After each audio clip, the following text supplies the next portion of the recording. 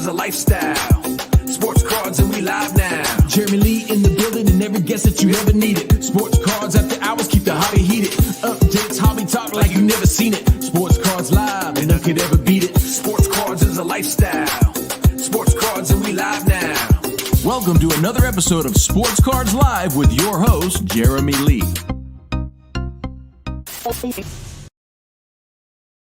All right, what is going on, everybody? Welcome to episode number 194 of Sports Cards Live. It is Saturday night, August the 5th, 2023, and my name is Jeremy Lee. I would like to thank everyone who tuned in. Last time our guest was Chad Blesnick, Mr. C. Bles. Great episode. Check that out on the YouTube channel. I'd like to mention some sponsors, shout them out. Please join over 400,000 people who have already downloaded the Center Stage app across both iOS and Android for quick comps and card management features. Their app is the fastest and most accurate at card shows or at home to help you price your cards, build, organize, and share your collection with your friends, and find other collectors to follow using their social sharing features. They have some new grading partnerships. Check out their Instagram accounts, and please join me in supporting the great team they have and the innovation they are undertaking. Also, use protection, practice safe swaps. Veriswap is an app and middleman service that lets you securely trade cards through the mail. Every transaction up to $1 million is fully insured by their guarantee. To use Veriswap, upload your inventory, make trade, partial trade, full cash offers, and negotiate with the thousands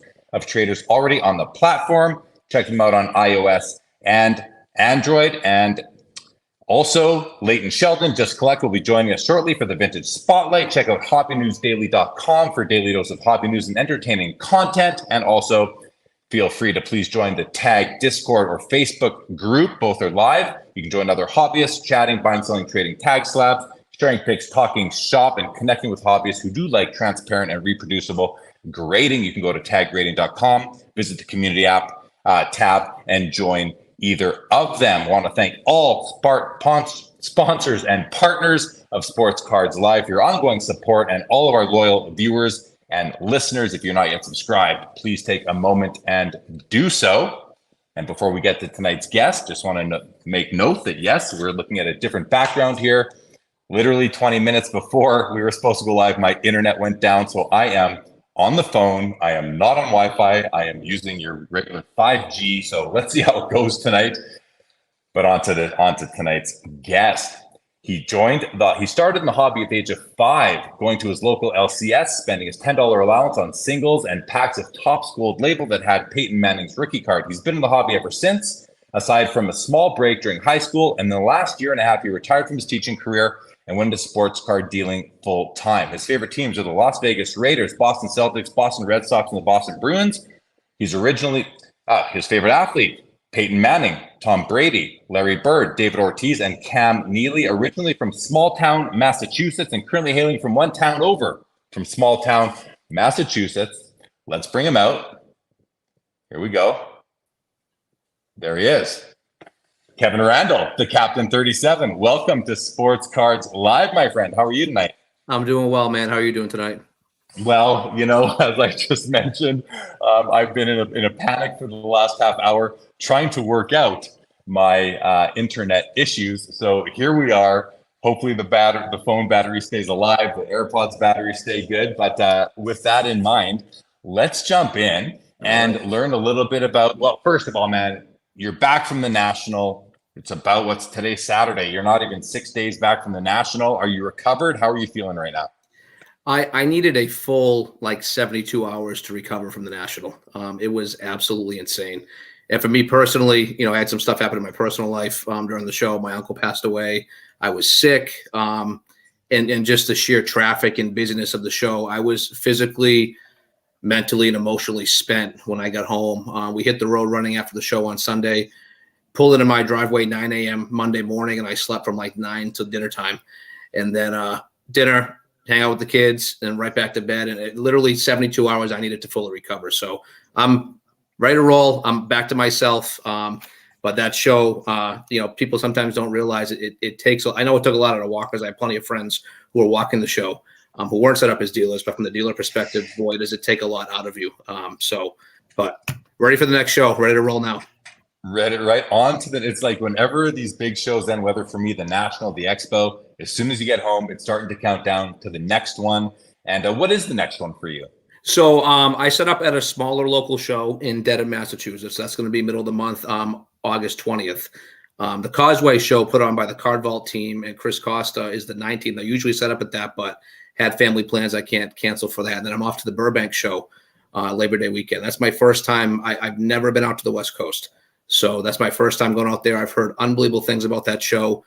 And that convention center in Anaheim looks huge. It looks unbelievable. So it's almost like it looks like it could potentially have, be a second national in a sense. So I'm really looking forward to getting out there. That's my next bigger show. So a lot more to come for that show on for me. A lot of prep work to do there, but I've enjoyed just kind of winding down and kind of getting back to real life after the national and kind of settling back in.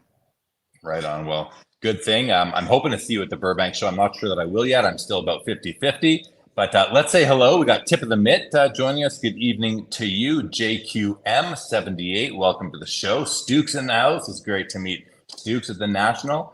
Good to see you. Gary Martin. Yeah, you're going to see my finger here as I'm tapping on comments, you guys. And also, my camera might go out, Kevin, just so you know, because my internet provider, I'm expecting a call back, but I can't wait. We got to get down to business here. We got to start the show. Definitely. Jake Dahl. Good to see you. Mark Santucci, Spurs Cards. Good to see you. Jeff McMahon. Thanks, everybody, for joining us tonight. Really, really appreciate it. And it might be a little bit tougher for me to attend to the comments because I don't have a mouse here tonight. I just don't have a mouse. Jordan Riker. Good to see you, Jordan. Welcome. So, Kevin, why don't you take us through a bit of your hobby history? I mentioned, that you started as a kid, spending your $10 allowance on Topps Gold label. Peyton Manning, but take us through how did the hobby come to claim you as one of its own over the past, call it 30 years? Yeah, I'm glad it did. So yeah, literally, I've been a collector since I was 5. My uncle collected baseball cards, and he collected comic books as well. So always used to, when we got together with them, look at his collection. I always found it really cool and fascinating. And then the Friday LCS trips, local card shop trips. At Force Play in Franklin, Massachusetts. My parents would take me, then I would go with my buddy and his dad. And it was, always trying to figure out how to best capitalize on my $10 I could spend on Fridays after school at the shop. And like you tell the Topps Gold label story, I vividly remember going in and they were at the most expensive packs. They were $7, which I think $7 is like a cheap pack now, just so, where things were back then. But, deciding, do I want some singles? Do I want to buy one of those packs? Try to pull a Peyton. I never did, but later on in life, now I own all of Peyton Manning's rookie cards from that set. I made sure I did because I never pulled one as a kid. But and then just kind of carried on. My brother was a collector as well, so he was much more into basketball. I was more of a football guy.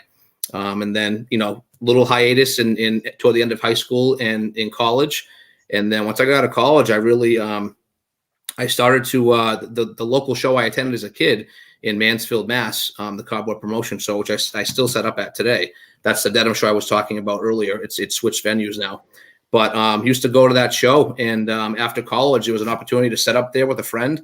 I had one showcase and it was all football cards, and started doing that for a couple of years and try to make some money on the side so I could spend more on my singles for my collection. And then it became a situation where at this show, consistently the only football cards I was consistently moving at the show were Tom Brady.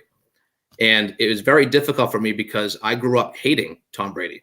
I'm a diehard Raiders fan, which you see right here. My favorite player of all time is Peyton Manning. My father's a diehard Colts fan. My mother was a Dolphins fan. So literally I was raised to dislike this man and that team. But then it became a business thing, right? Like, all right, I'm consistently moving this guy's cards every show. I got to make a decision. So I literally sold all of my football that wasn't PC and turned it all into Brady. And that was right before the Falcons Super Bowl. So when you talk about things I've timed well in my life, that's one of the ones that I timed pretty well because his cards, 10, 15, 20 times after that Super Bowl. And I was able to make some big profit on those, which turned into me buying more Tom Brady cards. And then things just kind of spiraled out of control. I vividly remember coming across a collection and having a sit down with my wife, and the collection was going to cost us probably 85, 90% of our bank account at the time. So it was a pretty big purchase for me. I won't talk the exact number, but long story short, she agreed to it. I made that purchase. I made a killing on that, fortunately. And at that point forward, you know, I'm fortunate that she put full trust in me to go do what I wanted to do with this. And that's really when things started to kind of line up into place where, hey, you know what, I think I can do this full time. Kind of put like a 5-year plan together to get out of education and being a teacher in order to be able to do this. And now here we are, and I'm doing it full time. And this is the happiest I've been in a long time, Jeremy. I'll tell you that much. That's great, man. It's just good to hear that, you know, the hobby is making you happy. You found your place in it. We have a comment here from Sean. He says, you know, I'm interested to hear Kevin's transition from teaching to cards as a teacher. That's 5 years from a full pension. I want full details. I think we'll get to some of those. Sean, welcome to the show as well. Tom Newman says, you've seen them badass kids now. I don't blame him. Right. Boston fan seems to know you from Kevin's shows in Dedham. Very cool. Welcome to the show, Boston fan. And Cardboard Profit, supportive spouse equals underrated part of sports card ventures, makes it so much easier. Yeah, Kevin and we talked about that a couple days ago, actually, and how we're both quite fortunate with that right there. Cardboard Profit, good to see you, and I think I owe you an email right now. It was good to meet him at the National. So your transition from collector to dealer, I want to get into your mindset there, Kevin. Like, you know, I think a lot of us go through that. You know, if you start I started setting up at card shows in 2005 simply because I wanted a place to sit. I wanted somewhere to put my bag down. I wanted a home base at the Toronto Expo. And a buddy of mine had a booth. He said, "Hey, if you watch my booth while I walk around, I'll let you have a showcase." So he did, and that was the first taste I have. I've never looked back, and it's really just to fund my own collecting. Similar to you. Now you have gone in. Now I'm not a card dealer full time. Now you are. Can you take us through your headspace and how you reconcile being a collector with being a dealer? You know, you always hear, you know, don't get high on your own supply. Maybe don't shop from your own inventory. How do you manage that process in your own head to go from a collector who had a career outside of the hobby into someone who's like all in now as a dealer? Yeah, so I mean, what you said earlier is what I was doing, right? I was setting up at shows to be able to fund my PC. So any profit I made on those cards, I was then spending on my PC cards, right? So now, obviously, it's a little different. I can't just go PC shopping 24/7 because this is now paying the bills, right? So for me, it was a very difficult transition. But I think for me, so when I had my first kid, my son Grayson, who's now 6.5, you know, I'm a high school teacher, right? So, you know, there's no secret I wasn't making a ton of money earlier in my career.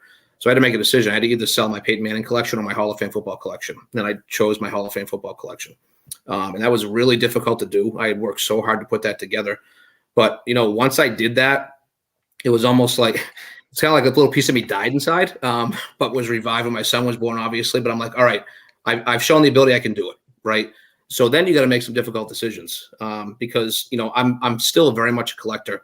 I love sports cards. And I pack some cards here with me to share later if the time comes during the show. But, you know, so and we talked about this the other day, and I've talked about it on my lives. The PC purge once a year is huge. You know, you sit down with your PC, you know, by yourself alone, pour a couple Captain and Diet Cokes, and I say, all right. So, and I had to do a bigger one when I transitioned to doing this full time, because it's like, all right, I can't keep all this stuff long term anymore. I have to sell some of it to pay the bills, to help keep the cash flow coming in so I can buy other cards and buy different collections. So there's been some really, really tough decisions. Like, you know, this year at the National, this is probably the biggest PC purge I've done. I expected the National to be insane, and it was. You know, hearing the show is 30% bigger, and, you know, hearing the foot traffic, the tickets pre-sold, how the VIP tickets sold out 3 months before the show. They expected 50,000 people to walk through the door on Saturday. I'm like, all right, you know what? I got to sit down and bring out some bigger guns because, you know, the market's in a place right now where it seems like people are a lot more comfortable spending money on these bigger cards because it's a different price point, and it seems like it's safer to get in right now. So the PC purge I did this year, I feel like will be my last one for a while, because I really went through and took out some stuff that I never really thought I would move. But it just, you know, I give my buddy Jordan, Northwood Collector, a lot of credit. And I shout him out every time I talk about this, because he's a guy who, he literally ranks his PC cards. So he has a list 1 through 50 of his Peyton Manning cards. So when it comes time to get an upgrade, he knows what he can move. And I think that's really smart. So I didn't do a full ranking. I didn't have time. I probably will sometime when things get a little slower, maybe in the fall or the winter. But I went through and said, hey, what cards I call them coffin cards. What cards do I want to bury with me that aren't going anywhere? And what cards do I think I can part with? And it's not easy. When you've been a collector your entire life, and now the last 2 years you're transitioning to a dealer, it's not easy, right? But at the same time, you got to look in the mirror and say, hey, this is going to be used to pay the bills. And, I will say this. I mean, this where we are right now is a lot of quick flip mindset. Like, I'm going to buy this for X amount and flip it a month later. My biggest gains on cards are stuff I've sat on for 2, 3, 5, 10 years. So it's just something to be said about, making some long-term plays can pay off. I'm fortunate that my Tom Brady and Peyton Manning ones have and will pay off when it comes time to move these cards. But I'll tell you, man, it has not been easy by any means. But the PC purge is something that I think everybody, whether you're a dealer or a collector, is something you should do. And the National is always good timing because that's the show that you want to bring the most cash to. You want to have the most funds. You want to have the most ammo in terms of trading.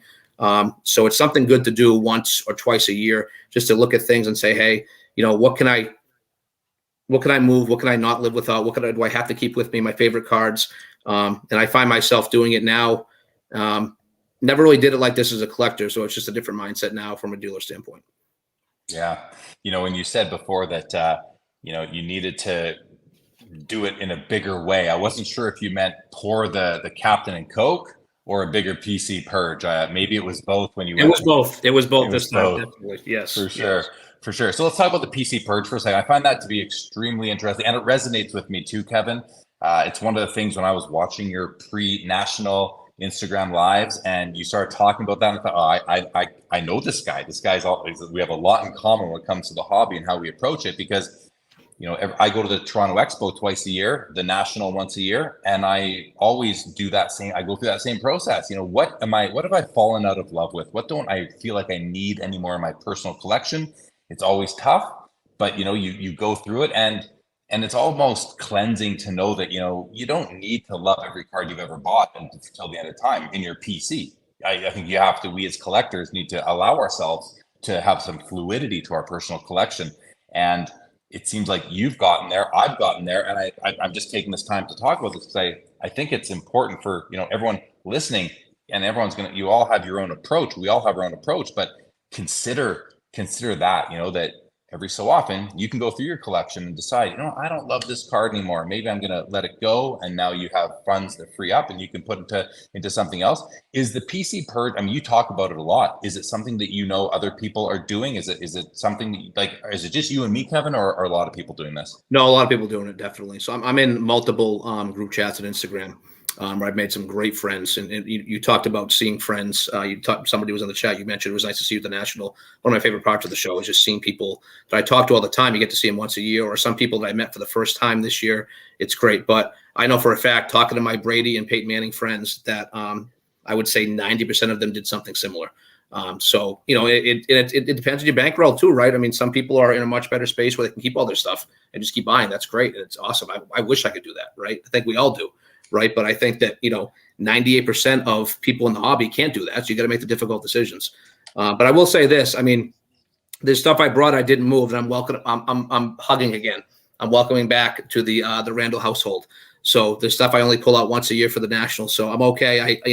We had our chat. I didn't mean to offend you by putting you out in the showcase, but you're back now and you're back in the collection. Will it go out in Anaheim or anything like that? We don't know. But there's stuff that, listen, I could think of 5 cards offhand that I put out in the showcase, but I didn't care if I moved. So if it happened, it happened, and I wouldn't have been upset about it, but it didn't happen. So it's meant to sit in the safe or under my pillow for the next year or until the National. Now, did you have those cards priced? Did they have price tags on? Yeah, that you did. So you put price tags on them, but those are cards that let me ask you this, your pricing strategy on these PC cards that you really love, were they priced at recent comps? Were they priced above? Were those the not for sale prices, or were they for sale prices? And if someone said to you, okay, you're asking $1,000, what will you take? Would your answer have been $1,000? So I'm a huge believer in pricing everything in your showcase, no matter what. I'm also a huge believer in never putting an NFS sticker on anything in your showcase, because if it's not for sale, it shouldn't be out, right? It's always because the whole NFS thing in your showcase, people just want to have an absurd number thrown at them that they can't refuse, which I understand that, but at the same time, it's like I price all my stuff. So I mean, prime example, I'll actually show you. Where is it? So I brought this to the National this year. So this is a Tom Brady Prism Black Finite 1 of 1.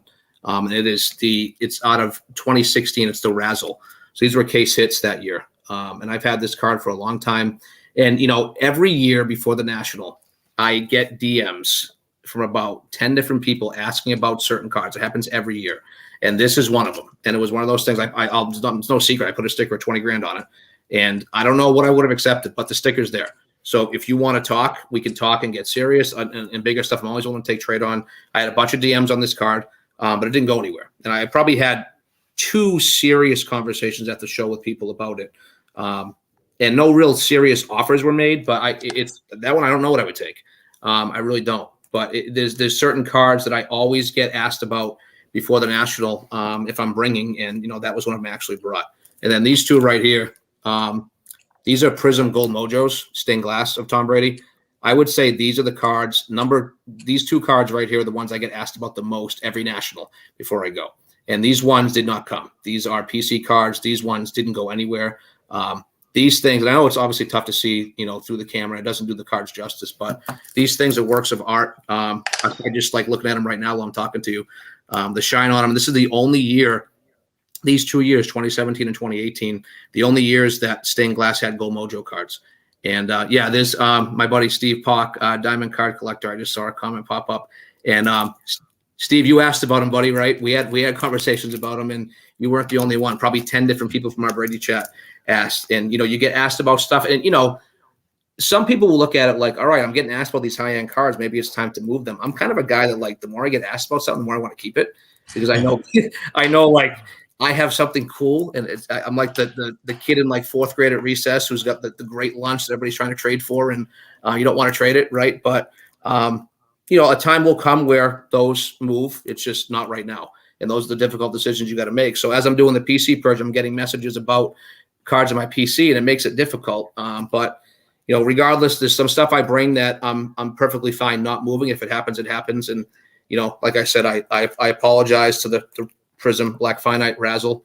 I think we're okay. But I did make it clear that, listen, the time may come where you aren't in the household anymore. And, if that happens, it happens, It's like we talk to our cards as if they have feelings, because we love them so much. We think that they might. All right, we're going to go to some comments. Leighton Sheldon has joined us. He's in the green room. We're going to bring him up for a moment. Just a reminder to everybody, if you just joined, I am having internet issues. I'm doing this from my phone. You're going to see my finger as I'm producing the show on the fly. I apologize for that, but I want to welcome DT Sports Cards, a forever listener, first time live. Tell Kevin Mahomes is the GOAT. DT, love when we have first time live viewers join. Thank you for joining and for your loyal viewership for sure. Glad to have you here. JQM says, ask him if he still has any star basketball left. Kevin, I think that's for you. Do you have any star basketball left? So I have star basketball slabs. I went with one of the cooler things I brought to the show. I thought was I brought a 2-row box of sealed star basketball bags. I picked up a collection off a gentleman who had these it was so funny going over. I made a home visit, stuff I'm able to do now that I can do this full time. Right. And he took immaculate care of this stuff. These bags are in great condition. So I sold probably 85% of them the show. So I do still have some left. Feel free to DM me on Instagram. And I can send you the pictures of the stuff I have left. I'm looking to move that quick. The rest of that stuff, just because it doesn't really fit with what I have for inventory right now. But that's one of the cooler things I brought. I had like Charles Barkley's XRC bag, Patrick Ewing's rookie bag, Isaiah Thomas's, none of the Jordan stuff. I bought the Jordan stuff off him previously about 6 months back, and I graded all the Jordan stuff. But it was just pretty cool to have that stuff. And it definitely was something that jumped out at people in the showcase. You look at all these slabs, and all of a sudden you see these sealed bags. So even if people didn't know what star basketball was, they were asking questions about it, which is cool. It always facilitates conversations, and people learn new stuff about basketball and star and things like that. So I do still have some left. Shoot me a DM. I can let you know what I have left in the inventory. Kevin, did you come prepared with a question for Leighton Sheldon? I did. All right, I'm a teacher. I got multiple. All right. let's bring Leighton on. And again, I am running this from my phone. Leighton, good to see you. It's been only a few days, but saw you quite a bit at the National. Welcome back to the show for your weekly Vintage Spotlight segment. We've got Kevin to captain. Leighton, how are you doing tonight? Oh, great. Thanks for having me on. What's up, Kevin? How are you? Hey, Leighton, how you doing, man? Oh, good. Thank you. All right. Well, Kevin, you know what? I mean, I always have questions for Leighton. I guess the first question, I'm going to say, Leighton, I loved your showcases at the National. You had your Jackie Robinson 48 Leaf. It was the last card you priced because it was such a nice copy for the grade and a PSA 6 holder. I want to know, do you still have that card? I do. You do. Yeah, I don't blame you. It's a beauty. It's a beauty. Kevin, let's go over to you. What sort of question did you come with tonight to ask Leighton? So I have multiple. So Leighton, full disclosure, I just got into vintage baseball over the last year. As I went into this full time, I knew I had to expand. I came across a smaller vintage collection I purchased, did well with it, and I just became very intrigued by it. It's just history, right? You're holding cards that are 50, 60, 70, 80, sometimes 100 years old. It just, for a guy who's strictly modern, it kind of really, I just found it very intriguing. So my question to you is, what is your favorite vintage baseball set and why? Because I have mine, but I want to hear yours from a vintage guru. Sure. So, I don't want to limit it to baseball. And the reason being, you'll understand my answer. It's the 33 Gaudy Sport King set. And the reason being is because it does include some baseball, but that set includes some of the best athletes of the era. And then, you got like dog sledders in there and jockeys and all sorts of like really interesting, athletes of the time period. And the art on the cards is amazing. It's a limited set, even though there's still a high number series. And so I just like a lot of the intricacies, about it. And of course, it's got Ruth, it's got Cobb, it's got Red Grange. I mean, Nat Holman. It's really a wonderful set. So I would pick that. So you talk about the art in the car. Like I'm a big, my favorite set is 56 Topps baseball. So I really like that set. I like the action shot in the side of the car that just jumped out. I'm a big aesthetics guy, just like how the cards look. So one of the first vintage baseball cards I got was a Mantle 56 Topps Grayback SGC 6. And it was tough to move that one because it was my favorite card. I got it. But once again, I mean, it's paying the bills now. I got to do it, right? So what made you choose vintage? Like what made you, that's your thing. You're an expert there. What made you go vintage over modern? Well, I would say a lot of heartache.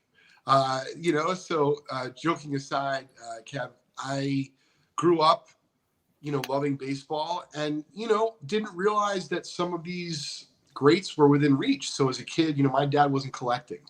So if I went to a convention, I remember being 12 or 15 and like you would walk up to someone's booth who had older stuff.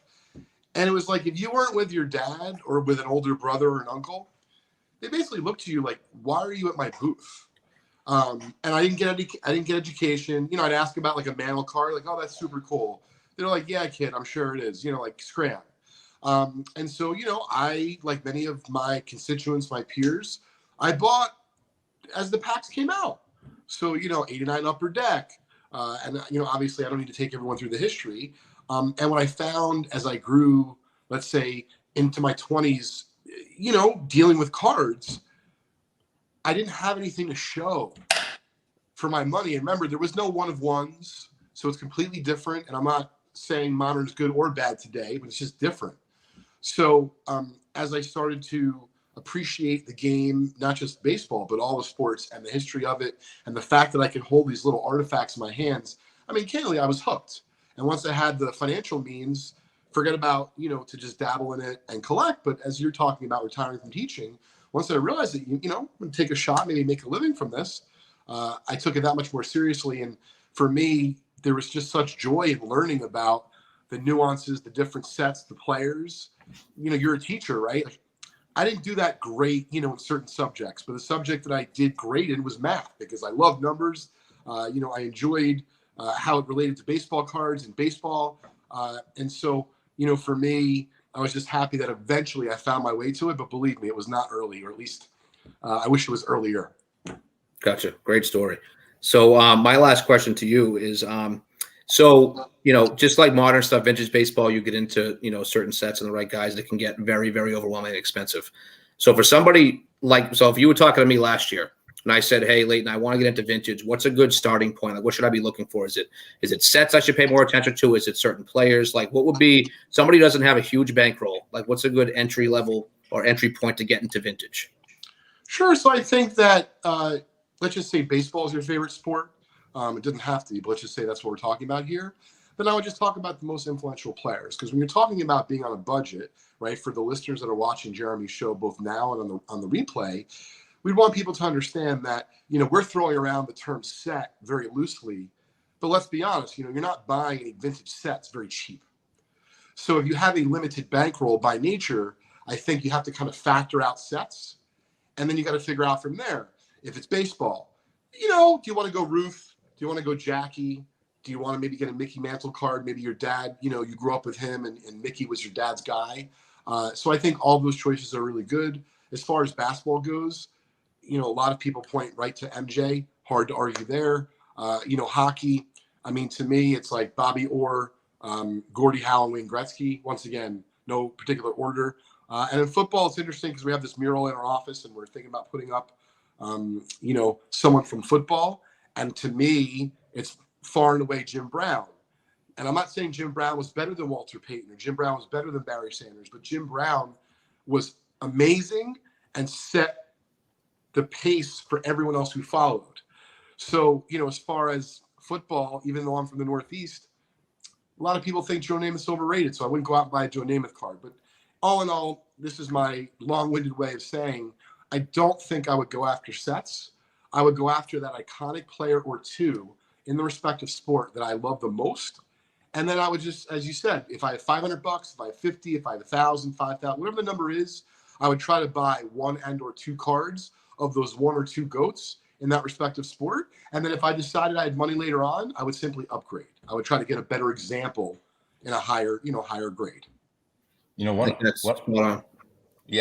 the things with that, Leighton, is that a lot of people are going to right away think, well, he's talking. I can't afford the rookie cards of these guys.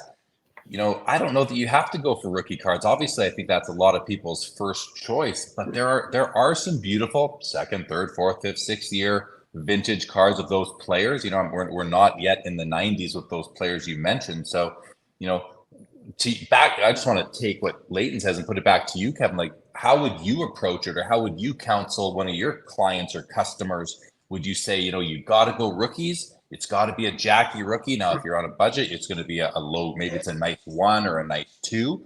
Or would you say, you know what, you don't have to go rookie card. There are other beautiful cards of these players. How would you approach that? What do you think what kind of advice would you be giving your customers? And I'm curious what you would say to that, Leighton, too, but start with you, Kevin. Yeah, so it's such a different conversation with modern versus vintage, right? So if this was a modern question, I'd say rookie cards. Like I go get Patrick Mahomes rookies, you like Trevor Lawrence, get rookie cards. Like I don't want any second year stuff. Like, but vintage, I think, and I was kind of in the same mindset as Leighton, but I wanted to hear it from somebody who was an expert. But it's players, right? And I would tell people, pick a couple of sets that you like. So I guess I'm kind of pick a couple of sets that you like and try to get the highest grade of the player that you can afford. So for me, the 56 top set jumps out to me when I started doing research on the vintage stuff. So I wanted to go get a 56 tops mantle. So I went and grabbed, that little collection. It was a 6. It was an expensive card, but it was within my budget at the time. So I would just say, pick your guys and people. I look at what I've done with vintage over the last year. The Jackie Robinson, Mickey Mantle, they're my two best movers by far. I can't keep Jackie cards in the showcase. She's just obviously so popular for historical reasons. So pick guys. I try to steer people away from the obscure guys, even when it comes to, or when we talk modern from obscure sets, like stick to the stuff that, people know that's going to be liquid, and pick those guys that, like Leighton said, Leighton listed a bunch of great names. All names I knew, by the way, which means I'm coming a long way when it comes to vintage. So I was proud of myself to know all those names. But yeah, it'd be more of a player and get the highest grade you can afford of the guy that you want to collect. That's where I would go. It wouldn't have to be rookie. How about you, Leighton? And I appreciate that, Kevin. And I think you're right. The first thing you said there was there's a big difference between modern and vintage. And I agree. Those, outside of some really cool inserts and parallels, you're not just buying second year, third year base cards of today's players. It's rookie cards or it's nice inserts, auto patches, all the bells and whistles card. But from a vintage perspective, Leighton, like what about you? How would you be counseling some of your customers and clients? Would it be rookies only, or would you say, you know what, maybe a 48 leaf Jackie in any grade is not for you. Maybe it's just too much money. So here's a nice alternative, other non-rookie year cards. Is that something that you would advise? I'm going to throw a wrinkle in this just because you threw out a 48 leaf Jackie. So a 48 leaf Jackie, let's just say in a 1, depending on eye appeal, let's just say it's not, mint with back damage, right? It's just a regular run of the mill low grade 1. Let's just say it's $5,000 to $7,000. Okay. So I would say more than ever, seeing the way the market is moving as far as appreciating history, whether it be game used, autographs. So before I would tell someone to go out, and if they only had, once again, between $5,000 and $7,000, and they said to me they wanted to buy a 48 leaf Jackie in a 1, I would say that's great.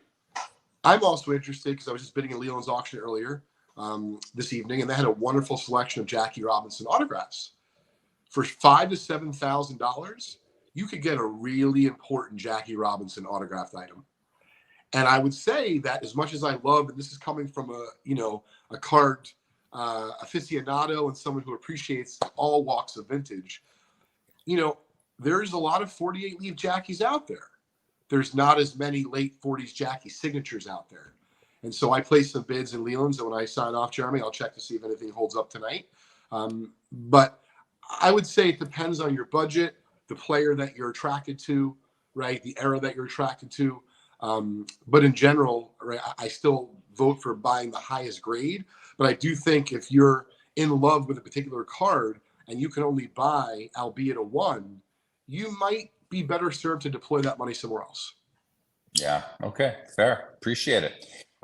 Anything else, Leighton, that you'd like to mention tonight? I did. I don't want to ruffle any feathers, but this is all in good fun. I caught Kev for a few minutes before I signed on, and he was talking about being a teacher, being prepared for the national. So there's one thing I vehemently agree with, and there's one thing I maybe didn't agree with, and I wanted to kind of bring up both if we had, a minute. Please. So the first thing is, Kev, years ago especially, I never considered myself to be a good retail show dealer, whatever that means. Meaning exhibiting, setting up, and selling. I love exhibiting. I love chatting with Jeremy and folks like him. I like chatting with my friend Darren and other collectors like him that are eccentric. And I do like to do business, but I absolutely like buying much more than I like selling. And it was very apparent when he came to my booth. And so in recent years, whether it be from someone like you, Kev, who obviously we just met tonight, but like a really good buddy of mine named Joe Pank, he's a really great show dealer. He's always very well prepared with the stuff priced out. And I could see the dividends that was paying for him. And so I just wanted to say I fully support, going to the convention, whether it be the national or locally, because if you have everything priced out, or most everything priced out in your booth, you're just going to be able to do commerce more easily. However, where I disagree, at least a little bit, and it's funny because I tuned in just as you started talking about this, was the whole NFS. And for those that are watching that don't know what that is, not for sale. So let me tell you at least this, and even though I know I'm a dealer and I do this professionally, Kev, I'm also a collector at heart. And I just wanted you to hear this 30-second synopsis of this one card I put out, not just at the National this year, but I put out the last couple Nationals, and kind of what happened from it. So Drake is someone I came across and met on Jeremy's show. He's got an extraordinary collection. And Drake actually came to my booth a couple of years ago at the National, and he saw that I had a Hulk Hogan PMG PSA 10. And I didn't have any price on it, but I believe I had an NFS on it. And so fast forward, Drake and I have become pretty friendly through the last, call it year or so. Well, he purposely brought his BGS 9.5 to the show. And even though he wants to buy my PSA 10, he was not only not offended by the fact that it had an NFS on it, but he also asked, hey, Leighton, I know it sounds kind of corny, but can we take a picture? I'm like, sure. He's like, no, can I take a picture with you with the cards? Absolutely. What better place to do that than the National? So I do hear what you were saying right before I tuned in live, meaning before Jeremy brought me on, as to why some people get turned off by it. But to me, I look at the convention of the National and other big conventions like that as it's an experience. And who are we to decide what collectors are allowed to put out in their case? And I wasn't fishing. Like, I'm not trying to, reel someone in to bring an offer. Hey, if they want to, as you said, Kev, I'm not going to stop anyone. But it's really a conversation piece. And candidly, just the way that card shines, that purple, especially in a vintage case, it literally is a showstopper. So that was just one, regular collector's 2 cents about the NFS. And I think that, everyone's entitled to an opinion. But to me, I put some of those types of items out, whether it be photos or one-of-a-kind modern cards I have, because I'm really not interested in selling them. But I love talking cards. I'm a card nerd. And I love hearing people's feedback. And of course, believe me, if I ever sell the Hogan, Drake has sworn me, I think I have to give him first chance. And the joking aside, that was just, what I wanted to share about it, because I don't always think, Kev, it's coming from a place of trying to get someone hooked or like get a super duper price for a card. It's really just coming from a place of hobby love and wanting to, basically say, hey, this is a really cool card I have. Maybe you have a really cool card that you'd like to show me in response, or have a discussion about it. Well, Sorry. No, I appreciate it. And I was just going to say that, like, before you respond, Kevin, that one thing that I like about these conversations is that it does give us the opportunity to consider something that we maybe hadn't considered before. So with me laying that out there for you, Kev, I'm really curious as to your response. So you said, Leighton, that you're not fishing. So I would say, from my experience as a walker at the National, of 10 people who have an NFS card in their showcase, you're probably the only one who's not fishing. And I respect that, because I can tell that you're a collector, right? And also that Drake guy, I don't know how you deal with him, man. He's tough. I'm kidding. Me and Drake are boys. He's a big Peyton Manning guy, obviously, as I'm sure you know. We've formed a very good friendship through cards, through Instagram. So it's always great seeing Drake every year. But I get that. I also, for me, looking at it from a dealer perspective, I just say, when I have something in my showcase that's marked not for sale, it's taking up a spot of something I could sell. So I'm more, I guess that's the salesman part in me. And listen, you're right. You're definitely right. I just want you to understand that there's always something beneath the surface, and it's not for you, me, or anyone else to judge. I just say appreciate it. And if you don't appreciate it, which it sounds like you may not and others may not, I just say, to me, no harm, no foul. Like, walk by, if that card makes you drool, maybe you'll see another example through the show and like work that much harder to get it. But I don't think it's always, and believe me, I'm flattered to hear I might be the only 1 out of 10. I don't think that's the case. I know plenty of guys who've been doing this as long as me, if not longer. And, they're putting it out there because, listen, they want to show off. They're not going to sell it, or they're not going to sell it for any sort of reasonable offer. And I'm just telling you, from one collector to another, I actually prefer to see those, because that's the real juicy stuff. You don't know what stories behind it. You don't know how they acquired it. You don't know what else they're working on. And maybe they're going to share with you a nugget about something that you're going to learn because of this whole NFS discussion. And I just know, for me, I've had wonderful experiences from it. And I just personally don't get frustrated, because I have the discipline to understand. I don't press, and I don't try to, make an offer. I just say, hey, can I check it out? It seems really cool. Maybe I'll take a photo. Maybe I'll put it on Instagram. I'll always ask, but that's, my 2 cents on it. Yeah, it's interesting to hear a different perspective, definitely. Yeah, and fair comments all around. This person says you need eye candy to get clusters to the table to start the conversation. Brian P says they are fishing. Tom Newman puts out fish hooks. Brian P as well. I mean, listen, I've set up. I once had one whole showcase that was simply what I felt were museum-worthy cards, and they weren't for sale. I just put them out to show them, because they were all 1-on-1s, and they looked very beautiful. And I still own every one of those cards. It's probably 10 years ago, and 3 or 4 people, because of that, are now collecting similar cards. So I think it's it can be both ways. To say everyone is fishing is just not true. It's just not. But that people who may say that are projecting how it would be if they were doing it. But not everybody has walked in everybody's shoes. So I think it's a little bit different there. It can be different. It can be different. Corey Carr, yeah, I have no internet tonight, so I am using my data to do this show, and that's why everything is a little bit different, and the show won't be as smooth as others. But okay, Leighton, listen, thanks for the conversation, and it's interesting to go through and consider these different approaches to card shows, and really having the cards out. So thanks for joining, and we'll see you again next week. Absolutely. I'm going to leave you with a question. I'm going to sign off so I can listen, Kev. If you're talking to someone like me who, maybe has a little bit of means to buy a nice modern card, but doesn't have the experience or the knowledge, let us know what you would recommend to someone who's going to spend up to $5,000 on a serious modern card these days. Love to hear your thoughts. Thanks, everybody. Thanks, Leighton. All right, Kev. Well, why don't we pick it up right there? Why don't you tackle that question? We've got a whole bunch of comments that I want to get to. So definitely. It's please. funny because I posed the same question when I just first got into vintage, right? Like if I have X amount, where am I going? So, I mean, what I tell people is, and I have plenty of friends who, who didn't get involved. If you like sports and a little bit of gambling, who didn't get intrigued by the hobby during COVID, right? We were all sitting at home, nothing to do, right? I had so many text messages, phone calls with people. I want to get in. What should I do? And I talk about this all the time. I always steer people away from the young, unproven quarterbacks and young, unproven prospects. Like, so for me, for example, I have Patrick Mahomes stuff. I love Patrick Mahomes despite being a Raiders fan. It's very difficult watching him, throw 5 touchdown passes per game and do dances and circles and huddles against the Raiders every year and watch them tear them up, right? But for me, I didn't get into Patrick Mahomes stuff until he won a Super Bowl.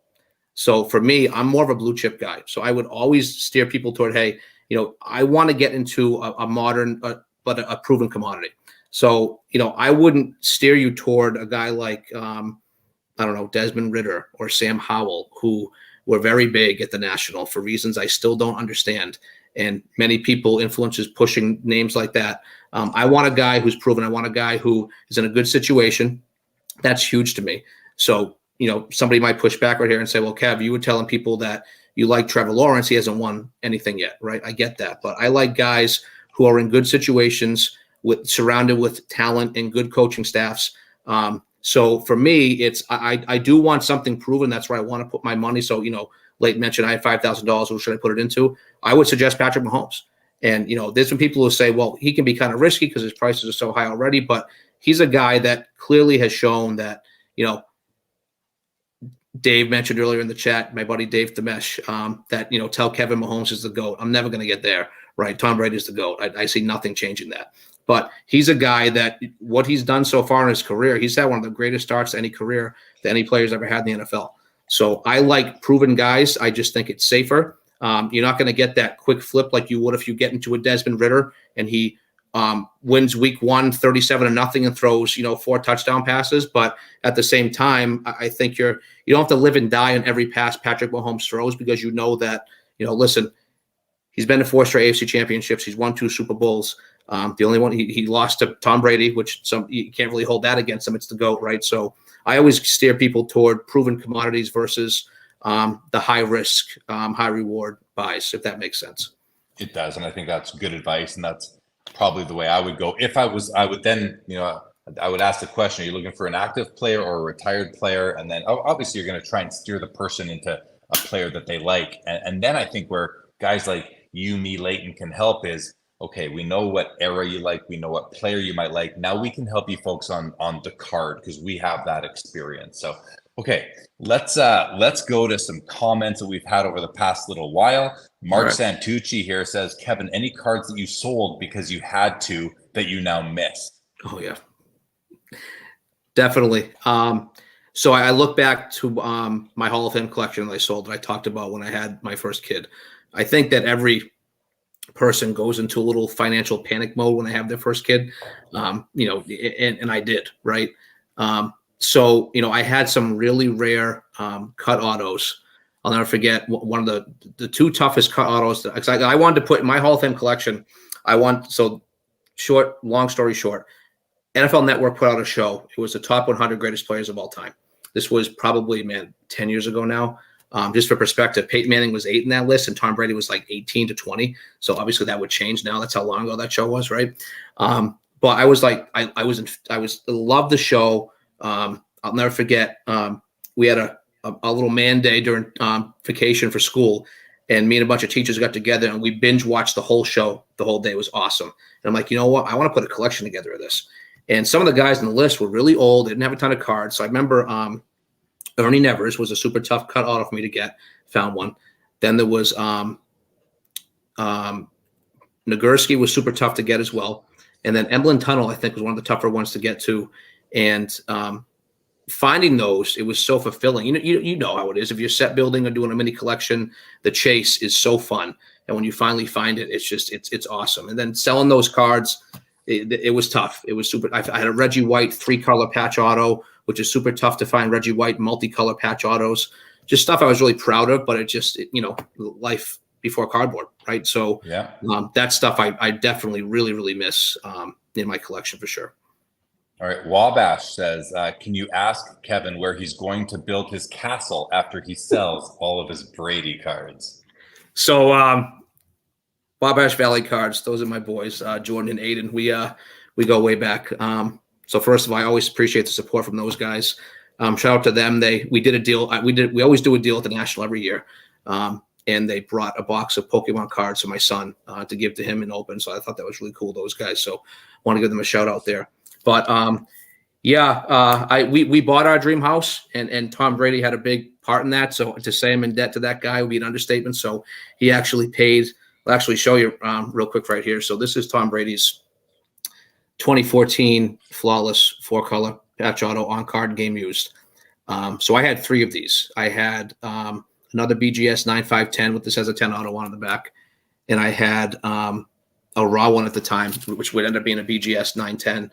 So I moved my other gem to fund my man cave, and it paid for everything in my man cave. So I mean, once again, that's where cardboard really helped out with life, and it's cool that I'm able to do that. And it's cool that I know I've had friends that have capitalized in the same manner. So you talk about cards I miss. I really liked having 3 of these. I really did. Yeah. But it gets to a point where I'm keeping the best one. This one's staying long term. But the other 2 were used to help us buy our dream home. So thanks, Tom. All right, thanks, Tom. Glad to see you. The Merchant of Cool says, Kevin, can you share an example of what card or cards might make it into the coffin with you? I'm loving this, right? I'm so prepared, Jeremy. I'm loving this. I'm so happy you told me to bring cards. So I'm a big game used patch guy, and I'm a big shiny card guy. So a lot of my coffin cards kind of revolve around that. So first off, I have some Peyton Manning 101 game used NFL shields. So I'm a big proponent of these cards. I love these cards. You look at how well NBA logo men do consistently, and there's so many. You just think about games, right? There's 82 games in an NBA season. There's 16 now, 17 games in an NFL season. So just by numbers alone, there's so many less NFL shields than there are logo men, right? So, and then this one right here is my favorite Peyton Manning shield. Story with this one, I'll never forget this. I was in high school bidding on this, and I won it for like $400, and that was like probably $200 over my budget at the time. Had to talk to mom and dad and take a little loan out and get some serious chores done. But I'll never forget this guy on eBay. He auctioned this and a Brady of the same card the same night. And I hated Brady at the time, but I'm like, man, that would be so nice to get that pair. But my parents would freaking kill me, right? So I went with Peyton. Retrospect, I wish I went with Brady, but this is my favorite player of all time, right? And then couple Brady's right here too. So back to the flawless story, the fact I had 3 of these. So I used one of them to trade for these. I didn't own a Brady shield and I wanted one. He only has 36 confirmed game used 101 shields out there. So this one right here, I actually brought to the National, and this one is available. So, and I've had some talks with people about this one. This one right here, the full equipment shield, this one is probably going in the coffin. I love this card. I love, once again, I like my other Peyton shields, but having the 2 full equipment shields right there, 101 game used, that's just the type of stuff that I love. And I'll show off one more, actually 2 more. This is Peyton Manning's 24 karat. 24 karat. And right? Cause these are huge in the basketball world as well. Ken Griffey Jr. just had, I don't know if you saw this sale, Jeremy, a PSA 10 24 karat of Griffey sold the other night. I think it was like 50 or 60 grand. It was insane. Like last night. Right. And the crazy part was that the gold wasn't even the title. So I'm like, oh my God, is that going to mess with the view? I'm like, clearly it didn't mess with it. People knew the card was up and they wanted it, right? But this card, and this is another one that I talk about cards I get asked about all the time every year before the National. This is one of them. So this is my baby. This is my favorite Peyton Manning card that I own, along with this Superfractor right here. This is a 101 Superfractor out of Finest, graded BGS 95 True Gem Plus. So those are some of my coffin cards. All right, we got lots of questions to get to, lots of comments, but I had a question that came to me in a chat group that I'm in today, and I don't have access to it right now because I'm out of my element here. All I have is my phone. I don't have any extra monitors, or I can't even refer to my phone to look at the question and read it to you because we're on it right now. But it basically was, Michael Jordan is clearly the biggest player in our hobby. I think that's undisputed.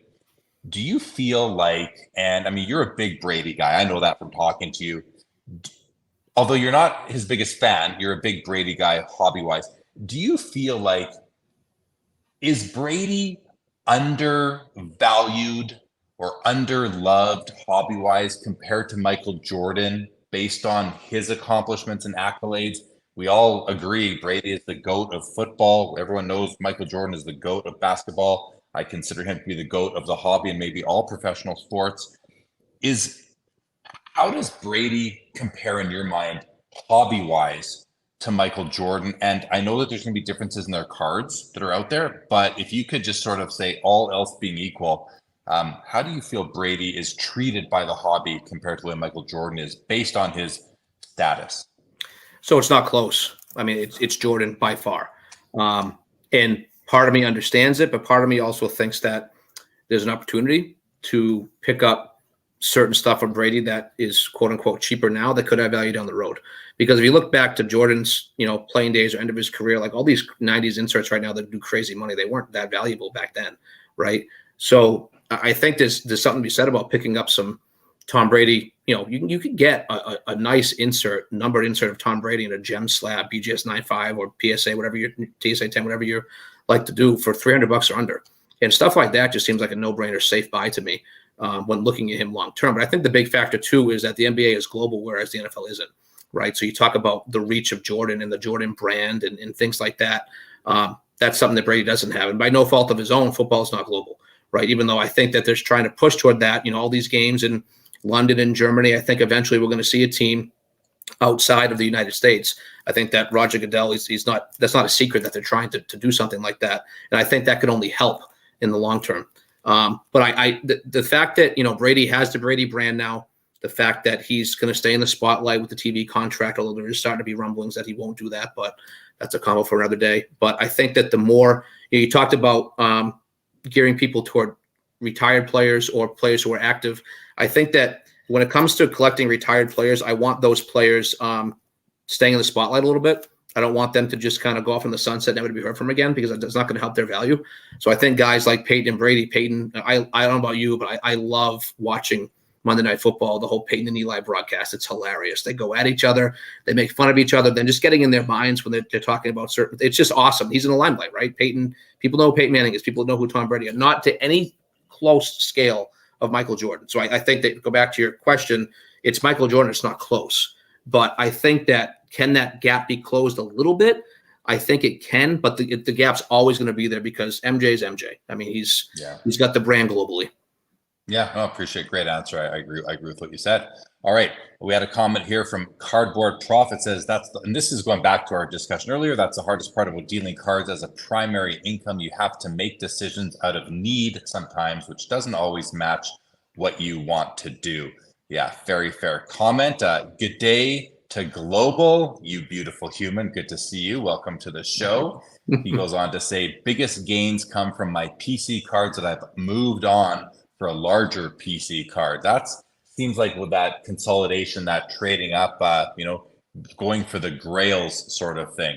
Makes sense to me. Tip of the Mid. It was great to meet Tip of the Mid at the National. So I had a great first national experience. Sold 3 of my 4 PCs there and hit 1 Target card, a tobacco era hockey card. Thank you, Jeremy. You are welcome for that. Scott Fiscus, good evening to you.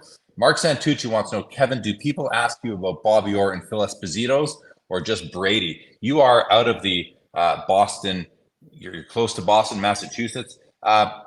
What's the hockey demand like for you there? So it's kind of a difficult question for me to answer because I don't have any hockey in my showcase. So people probably aren't going to ask me. I do get asked about Or. Definitely get asked about Or. But the only real hockey cards I've owned have been Gretzky rookies, and I've moved them quick. They're super popular, right? But so I don't get asked about them a ton, but I know, like, I got a buddy who sets up next to me, has some hockey stuff. I know he gets asked about those guys. So for me, I don't get asked personally because people don't see hockey in my showcase. So I think they're like, all right, this guy doesn't do hockey. What's the point of asking him? But I know those are names that get asked about, definitely. All right. Tiger Jordan says, what's been the hardest part of your transition from teaching to cards full time? Nothing. I'm so much happier. And I'm not and Jeremy, we talked about this the other day and we chatted before the show. I'm not a morning person at all. So the fact that I can wake up later now is awesome. I was just teaching is, and I'm not trying to demean other jobs out there. Teaching is one of the toughest jobs in the country right now.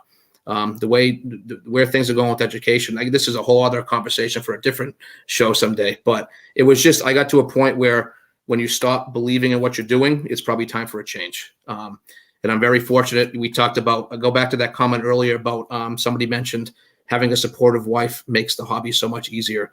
And you and I, in our conversation, we definitely lucked out there. And, she's very supportive, and we got 2 young kids. I can be with them a lot more now at home. Bring my son to the bus stop in the morning, pick him up at the bus stop end of the day. We play basketball every day after school, just little things like that I can do now that I couldn't do before. So, obviously not having a consistent income can be scary, right?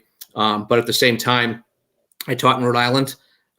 Income wasn't super great anyway, and the pension system wasn't very great. So I didn't feel like I was leaving a ton on the table. So really, to answer the question, the hardest part, there really hasn't been a hardest part. But I do want, I like to think of myself as a hard worker. So when I have days where there's not a ton to do, I'm like, all right, like I got to find something to do. So I think that having a set schedule of almost a new daily routine, because the teaching daily routine was there. You're up at 6 o'clock, you're out the door by 6:45, classes start at 7:30, the day ends at 1:52, you stay after school for extra help with kids, that was set. So I think the toughest part, which hasn't really been tough because it beats the hell out of correcting papers and planning lessons, is just having a set daily routine of stuff that I want to get through, and setting that so I don't fall behind or that, so I stay ahead of the game. So. Good. Yeah. I like that daily routine part. Really reconfiguring your lifestyle is what it comes down to, but it sounds like you're really happy. Tiger Jordan says, Kevin, what % of your sales are in person versus online? Tiger Jordan come with some great questions. So I don't do a ton of online business. I don't have an eBay store. I don't sell on eBay. I don't sell on My Slabs or any of these other online forums. I don't send stuff to auctions. So my dealings are on Instagram and strictly at card shows. And I'm fortunate that I set up at so many card shows and do well enough that I could really just do that and be fine for right now. But when I do stuff on Instagram, it's normally cheaper slabs. When I have an abundance of those, I want to move those. I'm selling those under comps. They move pretty well. Or for example, like I pick up a random collection of like cheaper game used autos of Legends, which I did. I didn't move a ton of those to the National because I didn't have space to put them out. But I might move some of those in a story sale. So my percentage of online versus in person is probably like 90% to 10. So it's 90% online, in-person deals. Wow. Okay. Excuse me, in-person deals versus online. Yes. All right. Thank you. Tip of the mitt. Not everything is for sale, but most things can be bought. That's in reference to the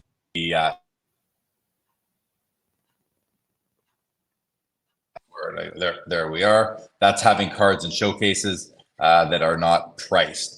Braves went on to say, I think having NFS cards makes more sense at the National or other large shows because I believe a lot of people go to see cards they can't see anywhere else, even if they can't afford the cards. And that does make sense to me as well. Okay, now I'm just getting caught up on all the comments that have come in the last few minutes, everybody. We're gonna go to this one right over here from the professor. He says the card father told the dealer to put out a value box, which the dealer did at the National and got a great response from that. Do you do value boxes? I mean, I remember seeing your booth. You're pretty much all showcase worthy cards, aren't you? Yeah, and it's not like I have nothing against value boxes. I don't have the time and patience for the cheaper stuff right now. But and my other thing too is those people who put out the value box stuff have to be so much more diligent in terms of theft at the National. And that's something that I don't want to have to deal with. I've seen it happen firsthand in the booth next to me, get, a ton of stuff stolen. So it's multiple reasons why I don't do that, but I'm just more of a showcase guy. It's much easier security wise to have stuff in the showcase and not have to worry about it. Drake's PC, who we were talking about, says, question for Kevin as a dealer. How do you approach cards and slabs that aren't PSA or BGS when it comes to deals at shows? Is it important to have both unique slabs and cards and unique cards in the showcase? Great question, Drake. So I don't deal with any slabs besides Beckett and PSA. I've had a ton of money a bunch of grading companies came out during the COVID boom and things like that. And Jeremy, I know you're affiliated with one as well. But when it comes to modern stuff, I do PSA and Beckett. When it comes to older vintage stuff, I do PSA and I do SGC as well. So will I have other company slabs eventually? I would think so. It's just more so getting familiar with them and seeing the secondary value in the market and things like that. Because I know that there are some other very solid grading companies out there. It's just when it comes to my experience as a dealer in terms of moving them, like I've had one card in particular that's not in a Beckett and PSA slab that I've had for a while that I just can't move. So my clientele and customers prefer Beckett and PSA. So naturally, my cat's peeking out in the background. Sorry. I kind of led myself toward having that because that's you have what the people want in a sense, right? But I've had other friends have a lot of success moving slabs from other companies, whether modern, vintage, whatever. It's just that's where I am at with that. Well, if I can ever answer any questions for you about tag, just let me know. I'm happy to, and I'm sure we'll get some slabs into your showcase pretty darn soon. I want to say hello to the mayor of Canada, Richie Barone, coming up as a Facebook user. He collects what he calls dead cuts. Good to see you, buddy. Cardboard Profit says, agree on proven guys like Howell and Ritter are great examples where you sell the hype before the season and sure, you pass the upside to the buyer, but you also pass all the risk to them too. I think that is right. Anony says, flip Mahomes cards for profit and buy rarer, expensive Brady cards with the gains. What do you think of that strategy? I mean, Mahomes is still active. He could get hurt. There's risk there. I'm glad you stopped. I like that comment a lot. I wanted to mention it. So first off, I don't say things like that because people, one of the favorite things people to say right now in the hobby is pumper. Like you're a pumper if you talk about your cards that you have and you want to sell them. I think that's smart, and I did that with Mahomes. I had a very big Mahomes collection. Like I said, I got into him after the first Super Bowl, but his cards still weren't out of reach. So I bought a ton, and I was able to capitalize majorly on some of those and turn that into higher end Brady cards, which I was successful with. With that being said, I love Patrick Mahomes. I think Patrick Mahomes is a great long-term play. I don't think he's done with 2 Super Bowls. There's definitely always risk, but you look at it, right? Like Peyton Manning had a season-ending injury and his stuff's still worth money. Tom Brady had a season-ending injury and his stuff is still worth a lot of money. So, I mean, injuries can happen, but when they happen to a guy who's established, I think there'd be less. So, for example, if Desmond Ridder tears his ACL week 1, knock on wood, that doesn't happen, obviously, but his cards are going to plummet, like fall off a cliff. Whereas if something ever happened to Mahomes, God forbid, knock on wood, that doesn't happen. He has established himself as, the best player in the world right now, right? So I think there's always going to be a drop, but I think there'd be less. So I think there's less risk with him versus these younger quarterbacks who are unproven. But I always think it's a solid idea, like, or let's go back to Jordan, sell some of your Mahomes cards for profit and get some Jordan stuff, right? I mean, which is actually, if people were following my posts, my first 3 posts when I got back into my card of the day post on Instagram have all been Michael Jordan cards. I've wanted to get into some better Michael Jordan inserts. I want to hold some long term, although I'm finding that difficult because when it comes to Jordan, and once again, just to talk about his brand and his popularity in the hobby, I'm getting strong offers that sometimes it's tough to turn down. It's tougher for me now because, once again, this is feeding the kids, right? So I do want to make some long-term Jordan plays and turn some profits from different guys into that. So I think that's a great suggestion from the comments. It's just I'd rather flip my Herbert or Lawrence or Jalen Hurts or Desmond Ridder or guys like that into Brady cards versus all of my Mahomes. I would flip some, but I wouldn't sell them all because I think there's going to be a lot of value for him long-term. Yeah, it really depends what else you're carrying, right? You're going to start from the bottom when you're looking to raise money to get into longer holding time cards sort of thing. All right, here's a question from Jack. Welcome to the show. Jack says, Kevin, knowing you do this full time now, how do you find a balance of how much money to have tied up in inventory and deciding once cards are sold, how much capital to put back into new cards and collections versus paying? You got to pay yourself now, Kev. So yep. So I think that's a great question, and that was actually part of my PC purge this year. I had way too much money tied up in my PC, and that was just facts. And I realized that. I knew that when I made the change to be a full-time dealer. So part of my PC purge was shifting some of that PC money into now available inventory. And because you have to have, Jeremy, you and I have talked about this, you have to have capital on hand to, if that big collection walks up, to purchase it.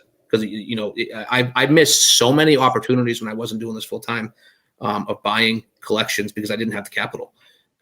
So I don't want to be in that situation now. So I've definitely positioned myself better now to make bigger purchases if the opportunity arises.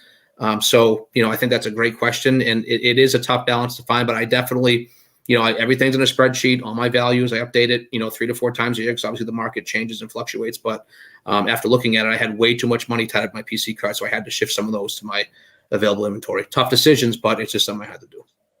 Right on. All right, here's the professor says to me, Jeremy, do Kevin's Brady and Peyton Manning cards qualify as Pareto cards? That's a reference to an episode I had about a month or so ago with Brent Wire, who is the guy behind all the Pareto talk lately. I would say certainly they do, Professor. Not only are Brady and Manning Pareto players, but I think those would also be Pareto cards. But we would have to talk to Brent Wire, deep value investor, to confirm. I'm no expert on the Pareto principle as it applies to the hobby. Brave says, Kevin, those coffin cards deserve to be in an NFS display case at your table. Awesome cards. Love that. Very good. Very good. Vintage card collector. Interesting comment. Says, in my opinion, Brady just has way too many cards. Kevin, please speak to that, because I understand the comment, but while I understand the comment, and I don't know if I think I'll acknowledge that I think that might be somewhat true.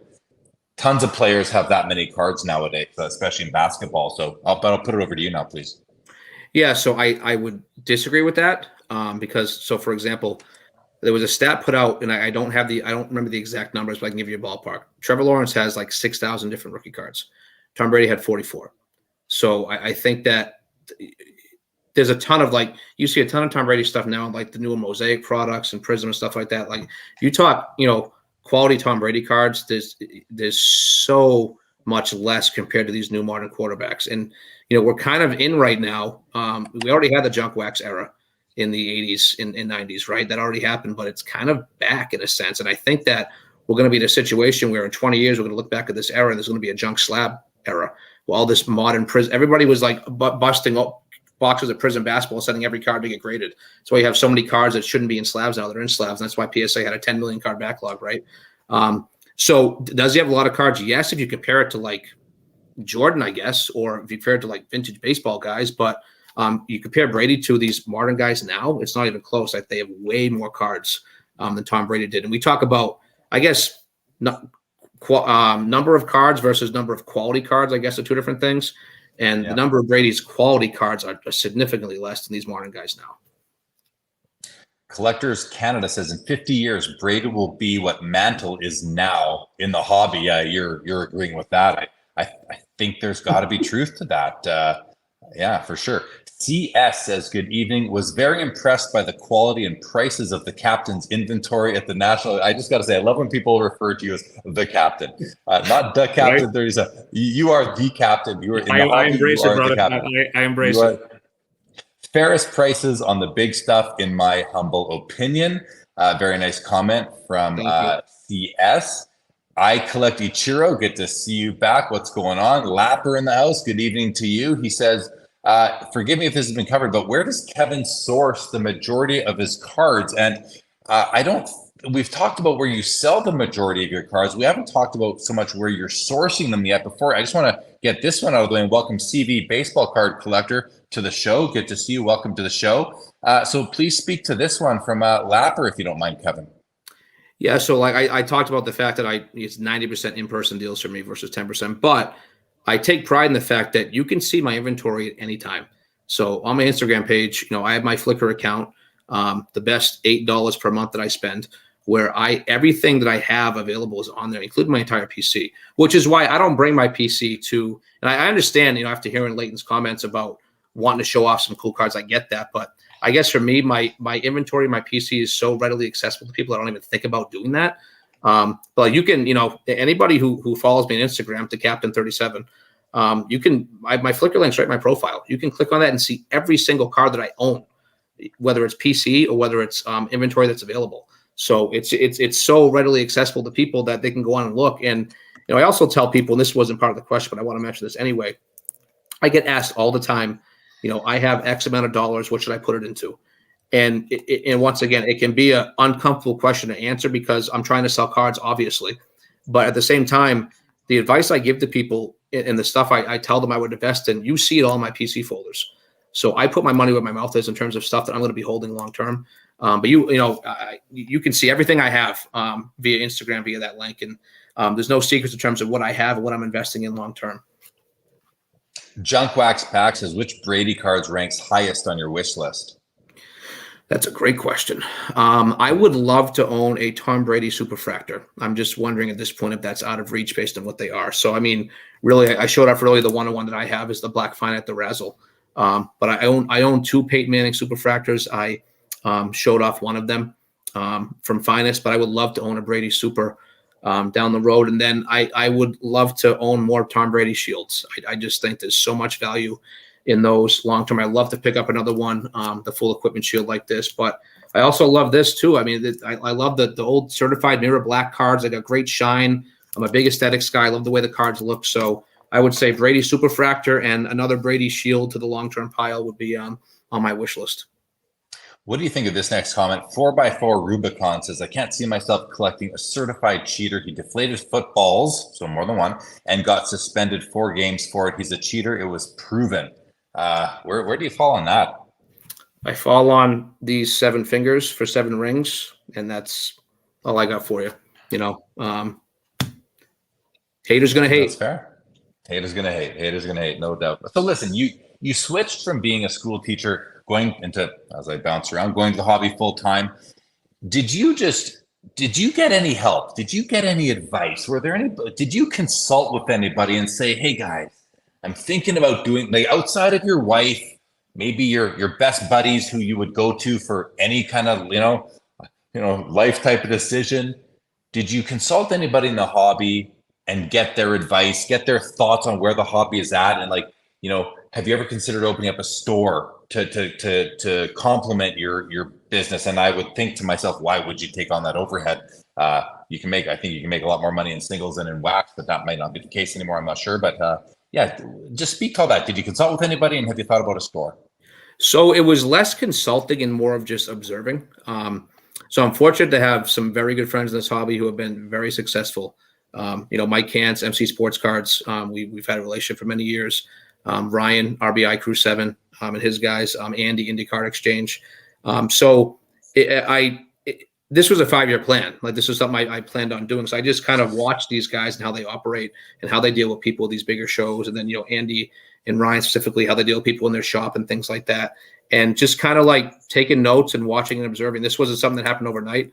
Mike, I talked a little more because, he's kind of he's a much larger scale than I am and I'll ever be. And he's doing much more consignment now. But just seeing how he operates at shows, him and I set up together at shows. He's local to me, obviously, so we see each other a ton at local shows, local bigger shows in our area. Down the road, I could see potentially a shop, but that's way down the road. Like, my whole thing with this decision was a huge part of this was, my parents love him to death. My dad was a 9-to-5 guy, a hard worker. He came home, ate dinner. My mom was a stay-at-home mom, and she kind of told him what went good, what went bad during the day, and he kind of made sure we knew that bad stuff wasn't going to be tolerated, and there was more discipline. And then he's going to bed. He's up at 4:00 in the morning, right? So I look back as a kid, and I wish my dad could have been home more to chill and hang out, right? I think every kid does, right? So the fact that he didn't have the opportunity, he had to work to support our family, and he did a great job of that. So I think that my whole thing is I would love to do that with my kids, be able to be home when they get home from school, to be able to be in the morning to help them go to school, to be able to, help them with homework, do things that, my parents didn't necessarily have the chance to do. So in the fact that I'm able to do this, my wife, I'm very fortunate. She has a great job and she's very successful. So that was a big factor in my decision, obviously. But I want to be able to do things for my kids that my parents couldn't for me. And I think that's important. And really the big part of the decision was being at home more with my kids. So the card shop thing definitely wouldn't even be considered in the next 5 to 6 years, maybe down the road. I would love it. And, like I talked about my card shop that I visited on Fridays in Franklin, Mass, Force Play. And it was owned by 2 women. And I actually reconnected with them at a show, a local show I was set up at probably about 10 years ago. I saw them, they walked in and they were looking at and we locked eyes, and it was like, we knew. They're like, you're the Peyton Manning kid. You're the kid that was buying all the Peyton Manning $1. And we long conversations, and one of them recently passed away. And I was very, I'm so in debt to them, because that experience they gave me as a kid made me fall in love with the hobby. And I wouldn't be where I am today without those early age LCS trips going to their shop. So I'll give Jen and Lisa a shout out, and Lisa, God rest her soul. But I'm so in debt to them, because the experience I had as a kid because of them made me fall in love with this hobby. And now the fact they're able to do something that I love so much, it all goes back to that. So I would love to own a shop down the road, no secret, and build something like, guys like Ryan and Andy and, have done, but it's just not in the cards right now. It's not my business plan right now. My plan is to do what I'm doing, travel the shows, in-person sales, maybe build up a little more online sales next year, but just be a dad and be at home more with my kids. Yeah, I hear that. I got to make a trip and check out all these shops, which I haven't been to any of those ones yet. So, but know these guys, and they're all great people. So, okay, we still want to cover regional premium and what's going on I remember back in the day, Beckett magazines used to say, here are the prices we're seeing, but you will see regional premiums as well. And we want to talk a bit about that. You have a bit of a concern as the hobby moves forward. I want to get to that. We want to talk about content and branding. So we've got a few things to get through still. Before we do all those, Mookie Chilson says, Kevin, what did you teach? Anything that relates to all of you, anything that relates at all to your current career? Please keep this one quick. Yeah. So I was a high school English teacher. I was high school English teacher. I was an assistant football coach for 7 years, and I was the head basketball coach at the high school. I'm still the head basketball coach. I'm still coaching, but I was the English teacher. So really nothing that relates to cards, basically. So yeah. Quicker than I thought it was going to be. Mookie goes on to say, Jeremy loved the makeshift effort to get the show online. Make air, not art. You're doing both. Yeah, we weren't going to let tonight's show go by, so I am doing what I can from my phone. As people who have just joined, not in my usual place to run the show, and it is harder on a phone than with a computer and a mouse and multi-monitors. I'll tell you that much for sure. CS says, man, it's hard not to respect the shift towards the focus on his family. Well played, no doubt about that. Okay, let's talk about regional premium. I think I put in the description for this video that we're going to talk about the downfall of the regional premium, because when we were chatting the other day, I basically said, like, are you noticing a regional premium on cards? Are you going to Chicago and buying Brady cards to take them back to Boston shows? Are you loading up on Dallas Cowboy cards for when you go to the Dallas show and that sort of thing? And I was thinking to myself, it seems like everybody's buying everything nowadays. It seems like, is a regional premium still? Sure, you're gonna have people coming in who don't know a lot about the hobby buying cards of their favorite athletes from their favorite team, but I don't know that they're coming and dropping like thousands of dollars. I'm talking about mall shows and community center shows where there's already traffic. But as far as the hobby as it stands today, and the circles that we're walking in, let's say, is there still a regional premium, or can you get as much for a Brady card at the Burbank show or the Dallas show or the National as you can at a show in your backyard? Yeah. So for me, that regional premium thing is gone. So I mean, now full disclosure, I moved all my Justin Fields cards. We were in Chicago at the National, right? And I was able to pick those up pretty cheap being in the Boston area. But I actually I do better selling Tom Brady cards outside of New England. And I think that the factor there is people are seeing so much of his stuff in our area that not that they get bored with it, but they see it all the time, right? When I bring some of these nice game used patches and nice shiny cards and rare rookie cards to Chicago at the National, or Burbank Labor Day weekend, when I brought them, I did really well in Dallas with Tom Brady because nobody else in the room had this stuff, right? So you go to a show in the Boston area, everybody's going to have Tom Brady. So for me, I actually do better selling guys outside of their region. So another prime example, I went to the Midwest Monster Great show in June. It was June, right? I think it was June. And I barely moved any Peyton Manning cards, and I had 2 Johnny Unitas rookies. I thought for sure they would move there. Neither one of them moved. So moved a ton of Peyton Manning in Chicago at the National, moved both my Johnny Unitas rookies at the National. So I'm and I can just speak for me personally, I'm having more success selling guys outside of their region. But I mean, with that being said, back to the Justin Fields thing, he was in super high demand in Chicago. Michael Jordan was in super high demand in Chicago. He's in high demand everywhere. But you mentioned something else I want to touch upon. You said, am I looking to buy Tom Brady cards in Chicago to bring him back to Boston? My answer to that's no. I've actually found that Tom Brady stuff is so highly priced and sometimes overpriced a lot at these bigger shows. And I think the reason is people have less access to his stuff than I do in my area. I see it all the time. So I can usually pick it up cheaper and price it cheaper because of that. It's because there's so much of it. It's a supply and demand thing. So when I go to these, and I heard it from, my Brady chat, I'm in multiple Tom Brady chats, probably 50 different Brady collectors on Instagram. So I'm hearing about the show through all these different chats.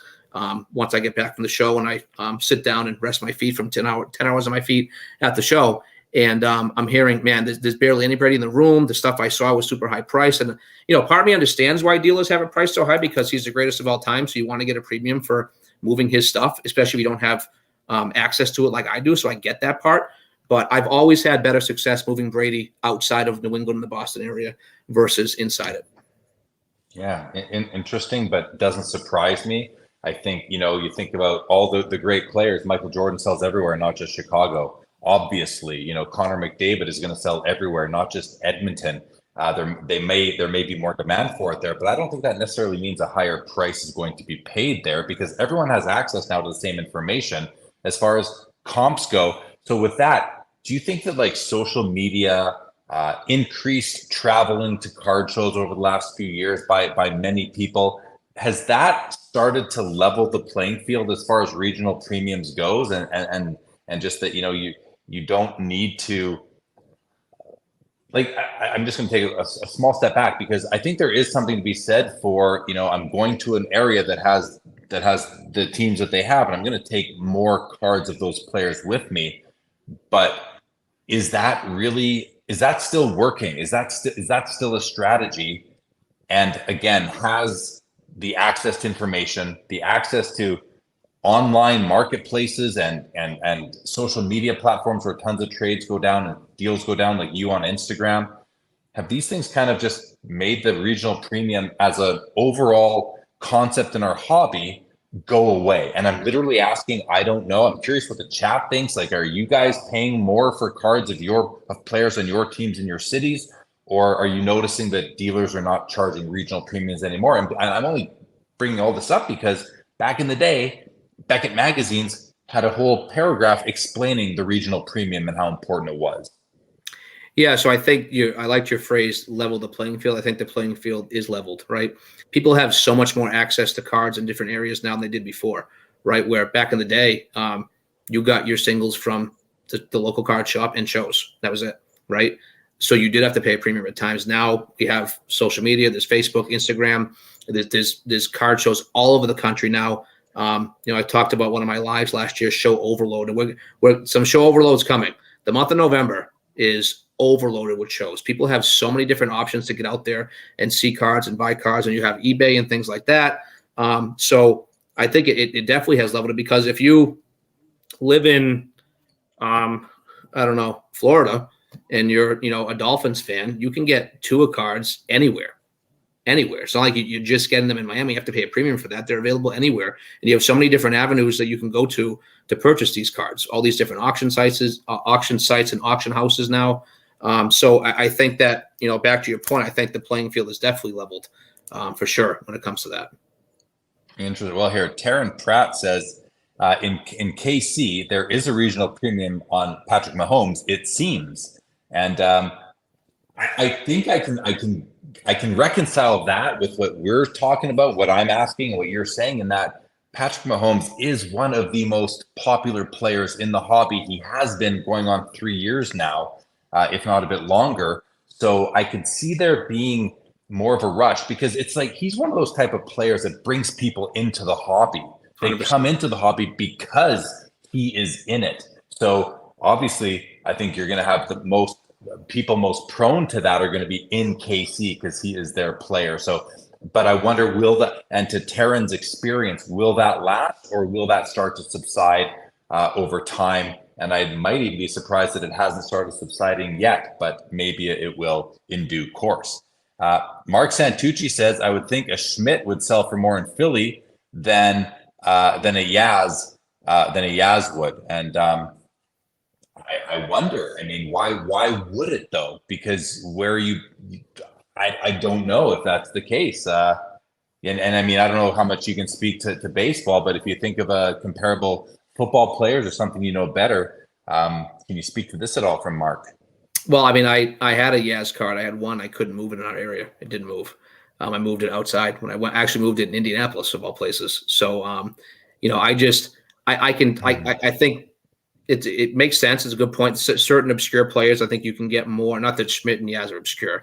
I'm just saying that certain obscure guys, you can probably get more in the region versus outside of it, right? Like, who outside of New England is going to want like a, I don't know, Devin McCourty card or Ramondre Stevenson or I don't know. You could name some older Patriots too. But like, so I can see, I guess I can see it there with some of the less obscure guys. I mean, that's now that I'm thinking of it more, I actually can see that. The more obscure guys, I think there is a premium in the region because they're not going to move elsewhere, right? For like full blown team collectors, I can see that definitely. Yeah, and the more that I'm thinking about it as well, I think that you can't make the sweeping comment that regional premium doesn't exist anymore. It certainly does. I'm just thinking hockey wise, certain players I can't sell here in Calgary, but I can easily sell in Vancouver. Yeah. I think it maybe the other way to look at it is, can you sell cards from your home of players that aren't popular where you are? And the answer to that is yes, because we have access to a worldwide marketplace. And maybe I was kind of in my head confusing those two concepts. So, but I think regional premium does exist, but I also think that it's not to the degree it used to be because of the access to just everything everywhere these days. Taryn lets us know that it is not Taryn, it is Brian on my wife's YouTube. Brian, thank you. I know them. I know them personally, so that's hi Taryn and Brian. Okay, appreciate that. Welcome to the show, Taryn and Brian, or just Brian. Hobby Champ says Matthew Slater probably sells better in New England than anywhere else. Yeah, so regional premiums still exist. I don't think we have the downfall happening quite yet. I just think that people have. If you are in the hobby, you're not going to pay a premium to buy it locally. You're going to be less disposed to paying a premium to buy it locally when you can simply go online and buy it from someone somewhere else who just wants to get rid of it because they have no interest in their local market, perhaps. So there's a lot of moving parts there. It's an interesting conversation. Let's move on though, if you're ready to, and talk about, I had asked you to think about this, has your outlook on the hobby changed since you went full-time into it? I think, and I'm going to fast forward here. I know you're still bullish on the hobby long-term. I'll let you speak to that, but you also mentioned a concern to me that I'd like you to share as far as the age group of, I think you mentioned it being like 12 to 20-year-olds. Can you speak to all that, please? Yeah, so I mean, the answer for me is yes and no in terms of its change. The no answer, not changing, is easy. You just mentioned it. Very confident in the hobby long term. It's been around for over 100 years. I have full confidence in it long term, or I wouldn't have made this switch. I still think long term plays are the way to go for collectors. Having a long term mindset, and this is where it gets to my concerning part. And I talked about this multiple times in my pre-national lives, my national do's and don'ts, it popped up at the show multiple times. There's just that age right now. It's just I don't know how many collectors there are, and it concerns me.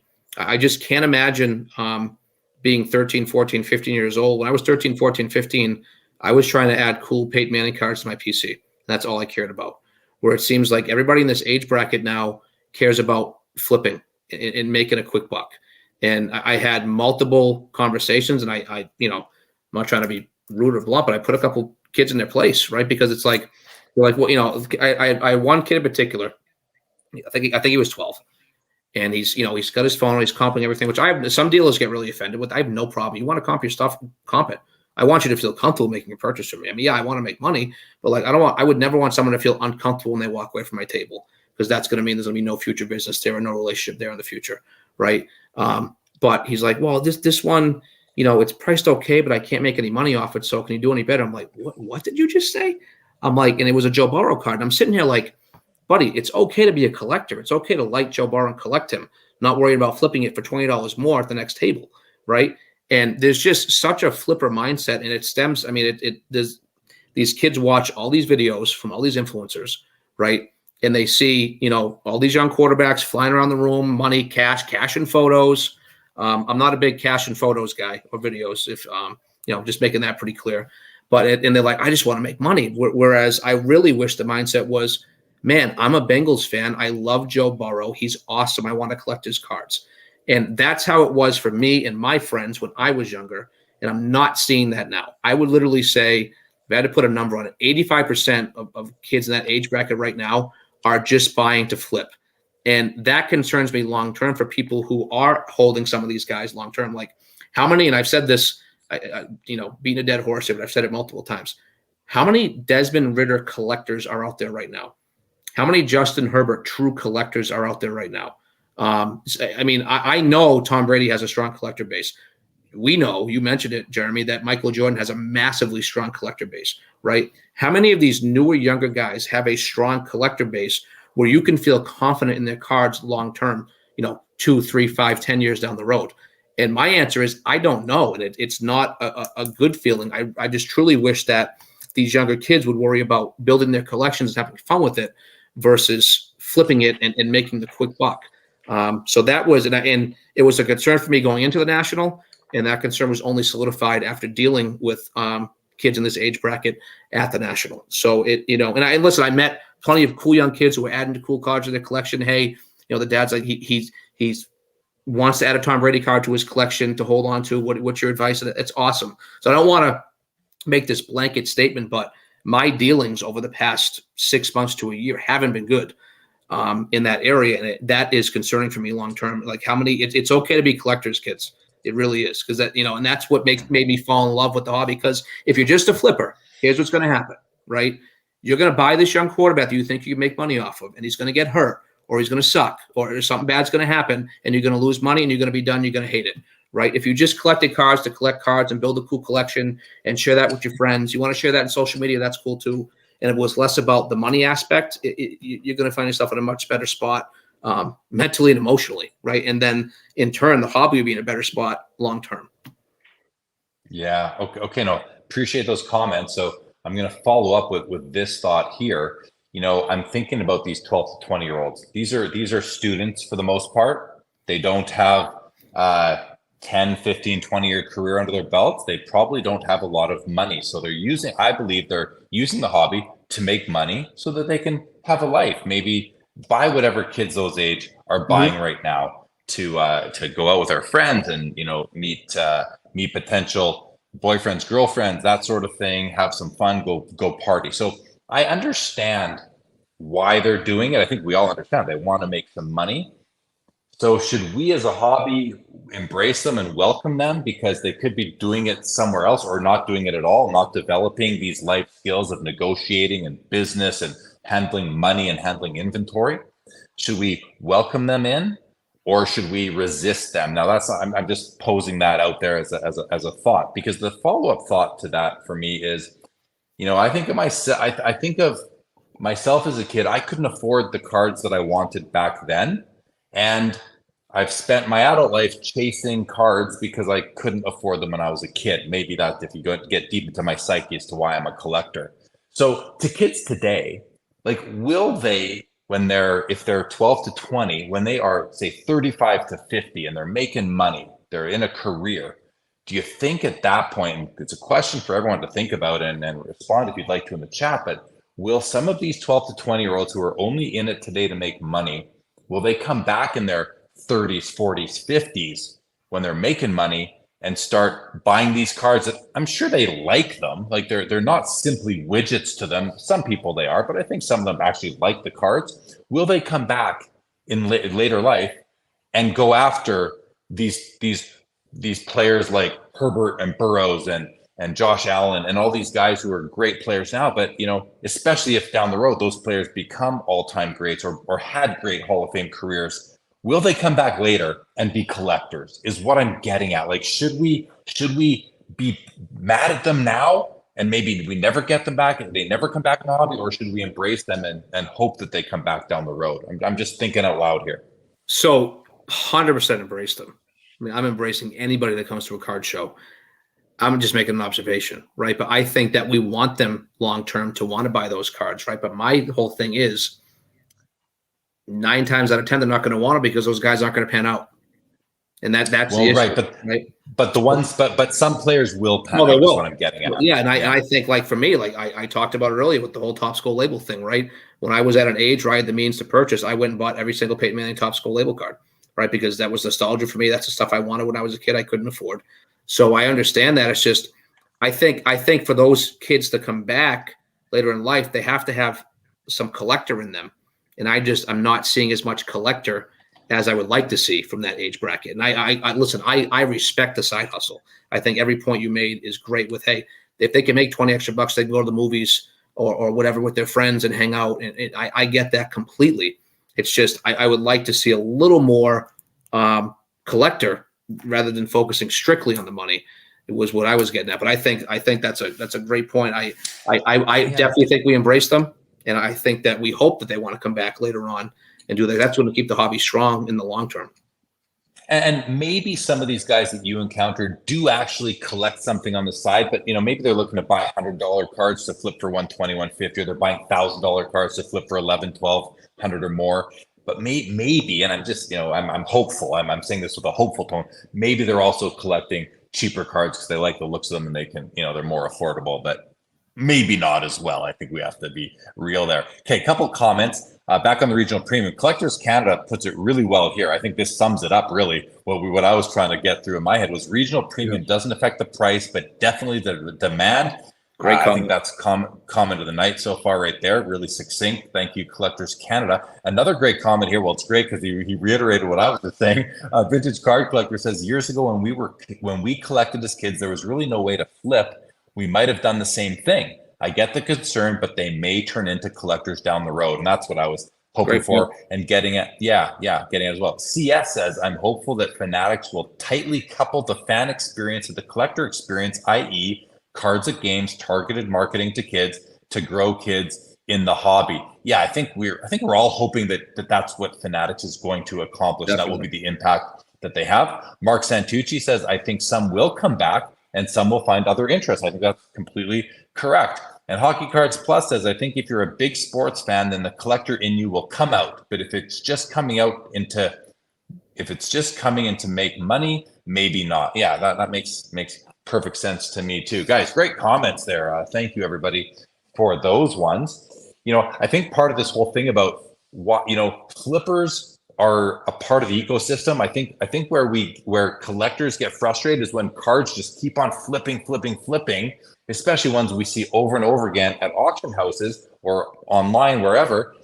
When are they going to find their forever home? When are they going to find a home with a collector who's going to actually love them? We need collectors for these cards, I think, in order for the hobby to continue to be a viable place for people to store value. Because once you see, when those first couple PSA 10 Jordan sold for $720,000 in January 2021, all of a sudden they all started appearing, and they're not that rare anymore because people realized that they could get a return on them. And but good for those people who paid $15,000 and got $200K to $700K for them. So life-changing for sure. All right, last thing we got to talk about tonight, Kevin, and this is something I think you are mostly passionate about, so I have to make sure that we get to this. You in your transition from school teacher to full-time sports card dealer, you have been very vocal, and I love when you go live on Instagram. You've been very vocal about the need, and not only vocal about the need to do it, but you're surprised by how few people are doing this, which is embracing being a content creator as a dealer and creating a brand for yourself. I'm going to leave it there and just let you speak to what you're getting at. Yeah, so I think anybody that wants to make this a bigger side gig or eventually get into this full time, you have to create content. That's just the world we live in now. And I understand that it's, I preach about it, but it's easier for me because I'm a super social guy. I could talk to anybody. It's easier for me. I understand it's very. I have friends who are complete opposite of me. So I understand that it's difficult, right? So I always suggest people start small. Go live with a mail day, show off one card, like just do things to get your face out there a little bit so people know you, because it's just, you see it in the chat. I mean, I'm Cap, I'm the captain, right? Like I built this brand, this brand all stems from my college AOL instant message screen name. Kind of date myself a little bit there, but for me, I knew as part of my I knew I wanted to get out of teaching 5 years ago, just the way things were going. And I knew that the way things were headed with social media and, I had to create a brand. So that's where, I'm wearing it, right? This is where the Captain 37 came. I got the logo done. Shout out to Break Mats. Did an unbelievable job. Helped me out creating my logo. I gave them my ideas. They sent me one design. I asked for a couple of tweaks. I sent the second one. It was freaking perfect. And here it is. It's on t-shirts. It's on coasters. And do something unique. Like the coasters thing was super unique. When I first brought those to the National, people love those. Everybody has t-shirts, right? But I brought I'm like, oh my God, the coasters are such a good idea. I had one guy message me after the National probably 3 or 4 years ago. And he was like, I brought home so much stuff. And how I know that you did it right was my wife said the coaster was the coolest thing I brought home because we can actually use it daily. And I'm like, yes, like cool, awesome, right? It feels good when you do something that is successful, right? But the brand is huge. I mean, people know me. They know me as captain, right? I mean, people bring me Captain and Diet Cokes at the National, which I appreciate, but I couldn't drink them as much this year because I was under the weather. But, I think building a brand and getting yourself out there so people know who you are, they know what you look like, right? And they feel like it's kind of weird to say, but I think that when you consume content and you consume content from the same people over and over again because you like them, it's almost like you have a relationship with them from behind the screen.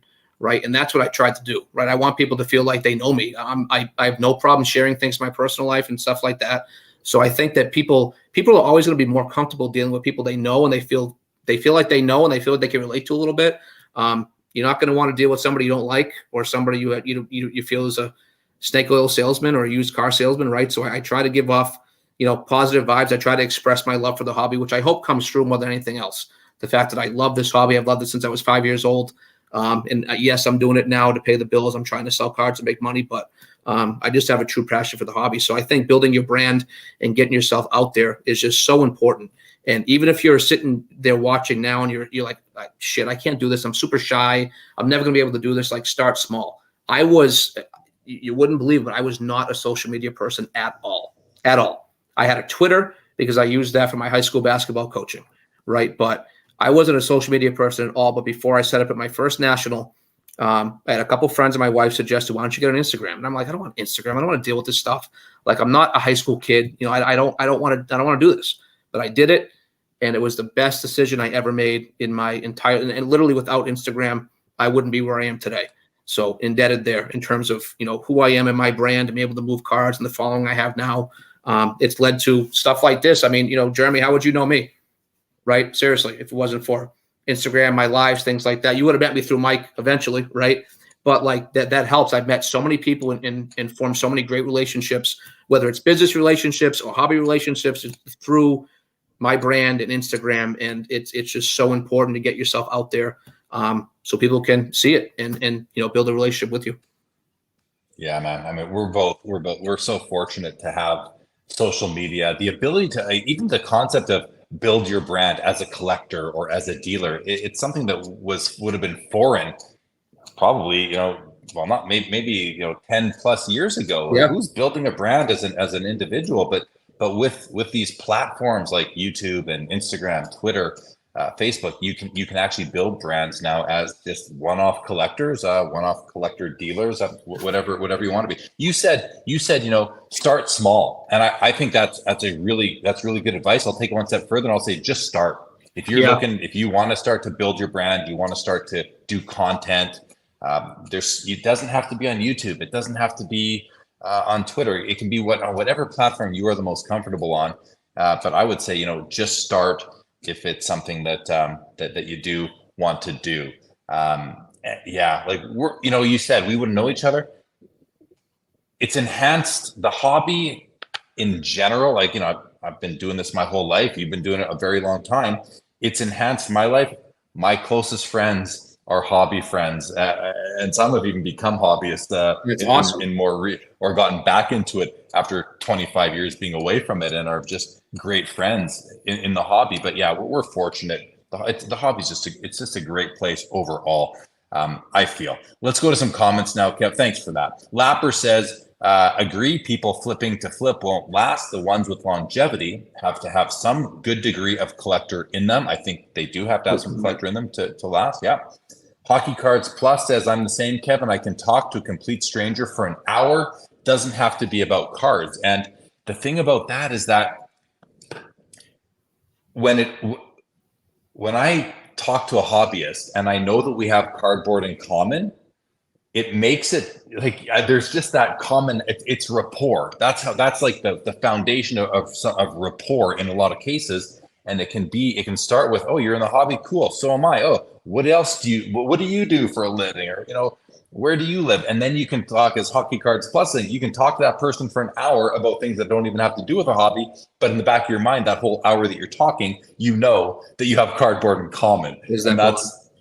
That's pretty cool, right? I love that part of it. CS says 100% nailed it. Folks feel like they know, like, and trust you if you have a positive social media persona, and if you resonate with them. If they, people want to, I always say this, people want to do business with people that they like. And if they like you, well, that's only good for business, but it's also good for relationships, because business is relationships. So anything to add to that from your experience? No, I think you just nailed it. People like, why would I want to give money to somebody I don't like? It's just never going to happen, right? Like I listen, I've had cards I wanted at shows. I mean, this is I think it was my 13th straight national. I've done like 7 as a walker, 6 as a dealer. I remember being a walker and just not, someone's got a card in the showcase I want, but I didn't like their attitude. I'm not giving you my money. I'm like, you out of your mind? Like the only way to show somebody or to hurt somebody's, experience as a dealer is to not give them their money. Right. That's how you really get to it. Right. People want to complain about things on Instagram and stuff like that. The only way to truly complain and make a statement is to not give somebody your money. Right. So I'd like to think of myself as a likable guy. And listen, I don't get along with everybody. I'm not going to hide that. But at the same time, like you want to create that positive experience, that positive social media presence. So people, A, feel comfortable when they see you in person, and B, they like you. Right. Because no one wants to do business or trades or deals with somebody they don't like. So you nailed that, Jeremy.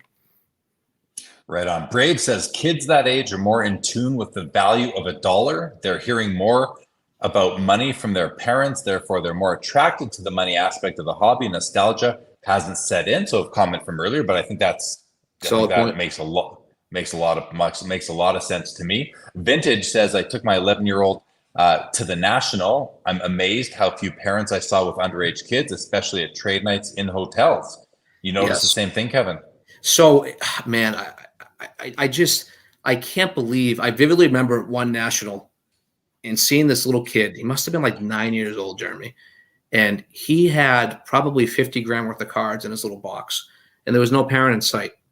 And this was before I'm just sitting there like, there's so much risk right now. Right. But then I'm seeing it, he's wheeling and doing. I was like, oh, come on, man. The last one did 9 grand. You got to give me at least 8,500. And I'm sitting there, I'm dying. Me and my buddy were laughing hysterically. But at the same time, now as a parent, I'm looking at that like, I don't want somebody sees that little kid with 50 grand worth of stuff. Bad things can happen, right? We don't got to get into it. But like, I completely agree how many kids I dealt with at the show. And I don't feel like if I do a bigger deal with the younger kid at the show, it's not being closed until an adult comes over. And yeah. I know I don't deal with, and I strongly suggest that to any dealer out there. If you're dealing with a kid, like, I feel like 12 and 13 is like the cutoff.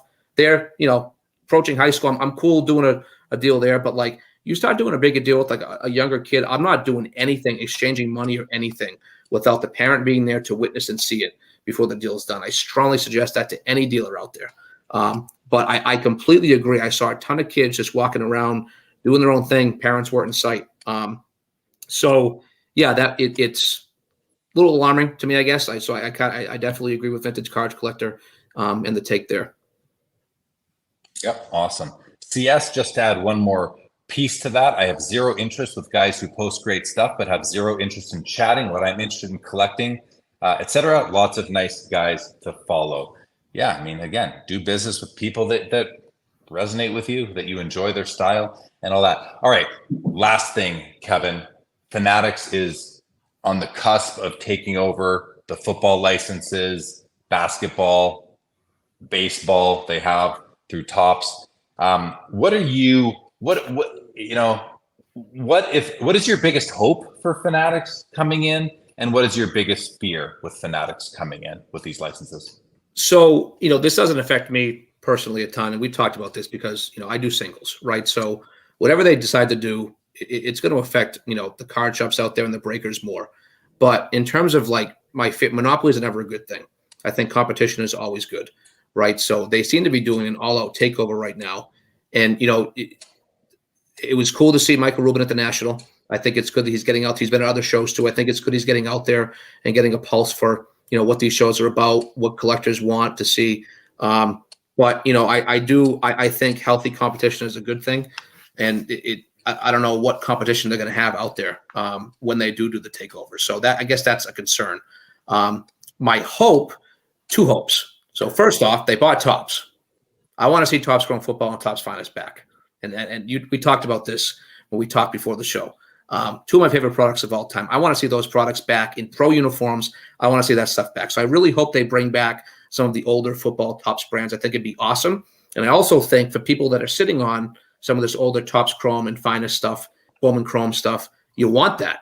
Because now you're going to have a whole new group of people exposed to these, like, oh, wait, these were products that were around back in the day. Let me check out some of this OG stuff. And all of a sudden they're buying those off eBay. And we know that, demand will increase. So selfishly, I want it because I love the product and I think it'll help my collection, right? And then number two for me, I want more game use stuff. I want more game use stuff from players. I'm obsessed with game use stuff. I talked about that when I was showing off some of my stuff. But Tom Brady played for the Bucs for 3 years, has no game use Buck cards out there. And I don't think he's had a game use card, period, in a product for like 5 years. Peyton Manning, they're out of his game use stuff. He hasn't had a game use card in like probably 5 to 6 years, right? Patrick Mahomes, he came in the league in 2017. There's no game use stuff out there for him. And that bothers me because and I know I'm not the only one who just loves game use stuff. To have a piece of a game, it's just cool. It's cool stuff. So I really hope that, and I understand, like, I'm a big game use guy. I'm not going to buy anything player one, but rookie year, I'm okay with it because they didn't play yet. So I understand that part. But like, you start getting the second, third, fourth year guys and still playing one stuff. It's like, come on, man, give me a piece of the game. Let me have something in my collection that this person wore, out there, right? And it would be great if we could kick it old school and go back to the point where on the back of the card it says where it comes from. It says the game, right? Because that could help. I mean, I'd rather have a piece of a game use piece that Tom Brady won versus one they lost, right? So they start getting towards something like that. I think it could open up a whole new door. And really, it would if they want to cater to collectors, which they should want to, because collectors are the backbone of the hobby, right? And it's going to keep this thing going long term. The game use stuff I think would be huge, and I hope to see it more from these younger guys versus all player worn stuff, 3, 4, 5 years into the career. Yeah, I mean, I love all your answers there. Tops Chrome, Finest coming back would be wonderful. But the game use piece, I think a lot of people would love that. And then I think what that does is, because one of my biggest concerns in the hobby is that card companies, it's a very short cycle. Create a product, release it, sell it, move on to the next. And then they evaluate the success based on how much profit they make on a product by product basis. I wonder how much they really care about the future values of these cards down the road, the secondary market value as time goes by, because that's what collectors, and that's what many, I won't say all collectors, some don't care about the price of their cards, the value, but many people in this hobby care about the future value of their cards. And so I wonder how much, how much attention and effort and care current card companies give towards that. And with, they are under constraints, like sticker autographs, for example. It's something that it's almost like a necessary evil. Redemptions, these are like necessary. We don't love them in the hobby, but they're kind of necessary. Non-game worn memorabilia, whether it's player worn or, the way some, I think Panini says, we basically don't know where the thing came from. So just enjoy Event the way it worn, looks. yeah. Or from no particular game Nothing, or like it could literally be bought at a garage sale. Like you just don't know where it's from. And that gives me no comfort in those pieces unless I just like those pieces of fabric embedded within the card from a purely aesthetic perspective. But really, that it's just a design element. It could be foil. It could just be it's just a design element at that point. There's no real intrinsic value for that. So with that, I think that for the hobby, for secondary market values to endure and to sustain and to continue to be a thing, when it comes to memorabilia cards, you're going to want them to be game worn. There's going to be additional value given to those down the road. And with Fanatics coming on, I feel like they have to be tuned into this. I feel like they have to be, and that they're going to, now maybe it's going to be reserved for the highest end products, and that's okay by me. Yeah. I don't break product anyway, so I'll wait for it to hit the secondary market anyway and pay what it takes at that point in time to just get the player I want. But I'm with you, man. I want to see a revival of some of those amazing brands from yesterday, and I also want to see more game used in those products. So, all right, let's go to a couple of last comments. We're going to wrap up here, guys, and I just want to thank, before we get these last comments, I want to thank you, Kevin, for sharing that you were coming on with your followers on Instagram, and anyone who's here, but you never heard of me before, seen Sports Cards Live. I want to thank Kevin for bringing you over to the show, and I do invite you to subscribe to this YouTube channel and check out my live and interactive interviews every Saturday night, among other content that I do as well. So thank you to you, Kevin, for that, for sure. Very, very grateful. Okay, a couple of comments here. Junk Wax Pack says, great show tonight, guys. Loved hearing your perspective, Kevin, and found your pre-post national content very helpful. Very Awesome. nice. Thanks, man. Very nice. Professor says, what is Kevin's opinion of Leaf products as not licensed, but having player licenses on a recent? So yeah, you want to just quickly give your thought on that? Yeah, I mean, I have nothing against Leaf personally. I don't do Leaf products at all. Anytime I've owned them, I had a tough time moving them. Back in the day, like Leaf certified and stuff like that, different animal than Leaf limited. But the newer stuff, I avoid. Yet still, they sell out their products. And They do, find exactly. Homes. I have friends who only collect Leaf stuff. Because it's Right. on card piece. So I mean, it's all personal preference. Once again, I have nothing against Leaf, but I go towards stuff that I know I can move, and it's just a little tougher to move that stuff. You limit your buyer pool a little bit, but I have friends that swear by it. So it's just personal taste and preference. And they brought back the Pro Set brand, which you got to give them some credit for right. there. Brian Pratt, I believe, says, lucky to get player worn now. A lot of stuff is not even player worn. It is not associated with any game or event. Exactly. What you said, right? Yeah. Exactly. JP says, adding the date of the game worn item used creates a greater connection to the player. It's a no-brainer. Yeah, that's something that's a legit. I've talked to card companies about this, and that is, while it seems like it should be easy enough to do, and I think it could be if they threw enough resources at it, just from a logistical organizational perspective, they have given me some good reasons why it's really hard to do. But again, and I think it's simply that, each player has a bin of the cut up swatches, and they get a new jersey, they just put it in that bin. Well, so that the logical end, add a second bin. Well, now you're taking up. Now you do that for 600 players across 3 different sports. All of a sudden, now you need to increase your office. Like, there are other reasons for it, but I agree with JP. Great idea. He says it's not hard to do, but you don't know that, JP. It is harder to do than we think, than we'd like to think, and that's just from because I've had these discussions, and what they said made sense to me. Doesn't mean I like it, but I think it is harder than we think. CS says, agree. However, collectors are wise and will be willing to pay more if the cards are high quality in design and game. Yeah, I think I agree on the design for sure. It was only with respect to game used versus non. Like, I don't see that. Like, yeah, it's a whole other thing. But I think down the road, if you're holding a lot of these very expensive RPAs that do not have game worn in them, I think people are going to be up for some disappointment down the road. I can see that being a bit of a game of hot potato, but that's just my take.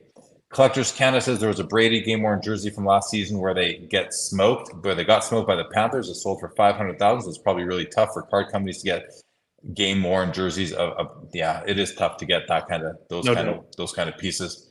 Thank you very much, Eric Stefano. Mark Santucci, Jeremy, 6 stars since the internet wasn't your fault. Great job. Thank you so much. Professor says Kevin's professional experience as a teacher came through in the interview and educating us on his perspective. Very nice, Professor. Thank you. And Fallow Fireball, another Jeremy. Good to see you as always, Jeremy. Thank you very much for that comment. All right, Kevin, we're wrapping up, man. I want to thank you so much for your time. Thank you for putting up with me being a few minutes late. Again, I don't have my internet. I'm literally on data for this whole show. So thank you for being a great guest while I was out of my comfort zone and my element running this show tonight. But Kev, it's been great having you. Thanks for inviting all your followers to come join. I greatly appreciate it. And final comments over to you, and then we're going to wrap up. First off, Jeremy, thank you so much for having me on. It was great to meet you at the National. You mentioned, hey, we should get you in the show sometime, and it happened quick, and it was awesome. I had a great time tonight. We've been on air for over 2 hours. Little clicker up top says, are we in overtime? Is this overtime? We are. Hold on. I can put us officially in overtime. There we go. We're now officially in overtime. I mean, it's officially in overtime. It's 12:12 where I am in the morning, and I'm wide awake, and this is just a great conversation. You're super easy to talk to, and I also want to commend the chat. There was some great comments in the chat tonight. I love the interactive part of this, be able to respond to people. I think that's super cool. And I just want to go back to something I said. I truly hope that through these interviews and different appearances and different people's shows and through the content I put out, I just hope the number one thing that comes through is that I love the hobby, and that I'm always trying to advance it and do whatever I can to embrace new people who come in and help people out wherever I can. Yes, this is my job. Yes, I got to sell cars to make money, but I hope that the love for the hobby comes through. And all I'll say is this, and to end it, if you see all these charts and graph guys on Instagram and social media and talking about how this hobby's not in a good place and things like that, like if you don't think the hobby's in a good place, you got to step away from your computer, your keyboard, and your phone and go to a show, go to the National, because there's no way you left the National feeling anything but completely positive about the outlook of where the hobby is and where it's headed. So I'm so excited. I'm just such a happy guy. I'm blessed right now. I'm the happiest I've been in a long time able to do this right now. And, I thank guys like you who put out this great content and educate people and, give people a platform they can comment and the give and take. I was so blown away by the comments, be able to interact with that. It was just such a fun time tonight, man. I really appreciate it. Well, thanks. I easily have the best chat going in this hobby, in my opinion. I'm probably biased, but I hear those comments a lot, Kev. So thank you so much. Want to let everybody know next Saturday I do have guests lined up, and it's going to be pretty impressive, I believe. Going to get a lot of information that a lot of people want that no one else has gotten yet. Is going to happen on Sports Cards Live next Saturday. That's all I can say right now. A lot of information a lot of people want that no one has got yet is going to come through on Sports Cards Live next Saturday. So be sure to join for that. All right, guys. Final comments. Thank you very much, Hobby Champs, for being here. CS, agree. I don't think non-game used mem will age well. Great show. Thank you so much. Lapper, have a great Sunday yourself. Rick Hawkins, thank you for being here. Kevin, you hang tight. Everyone else, thank you so much for joining this evening. Have a great Sunday. This episode of Sports Cards Live is now over.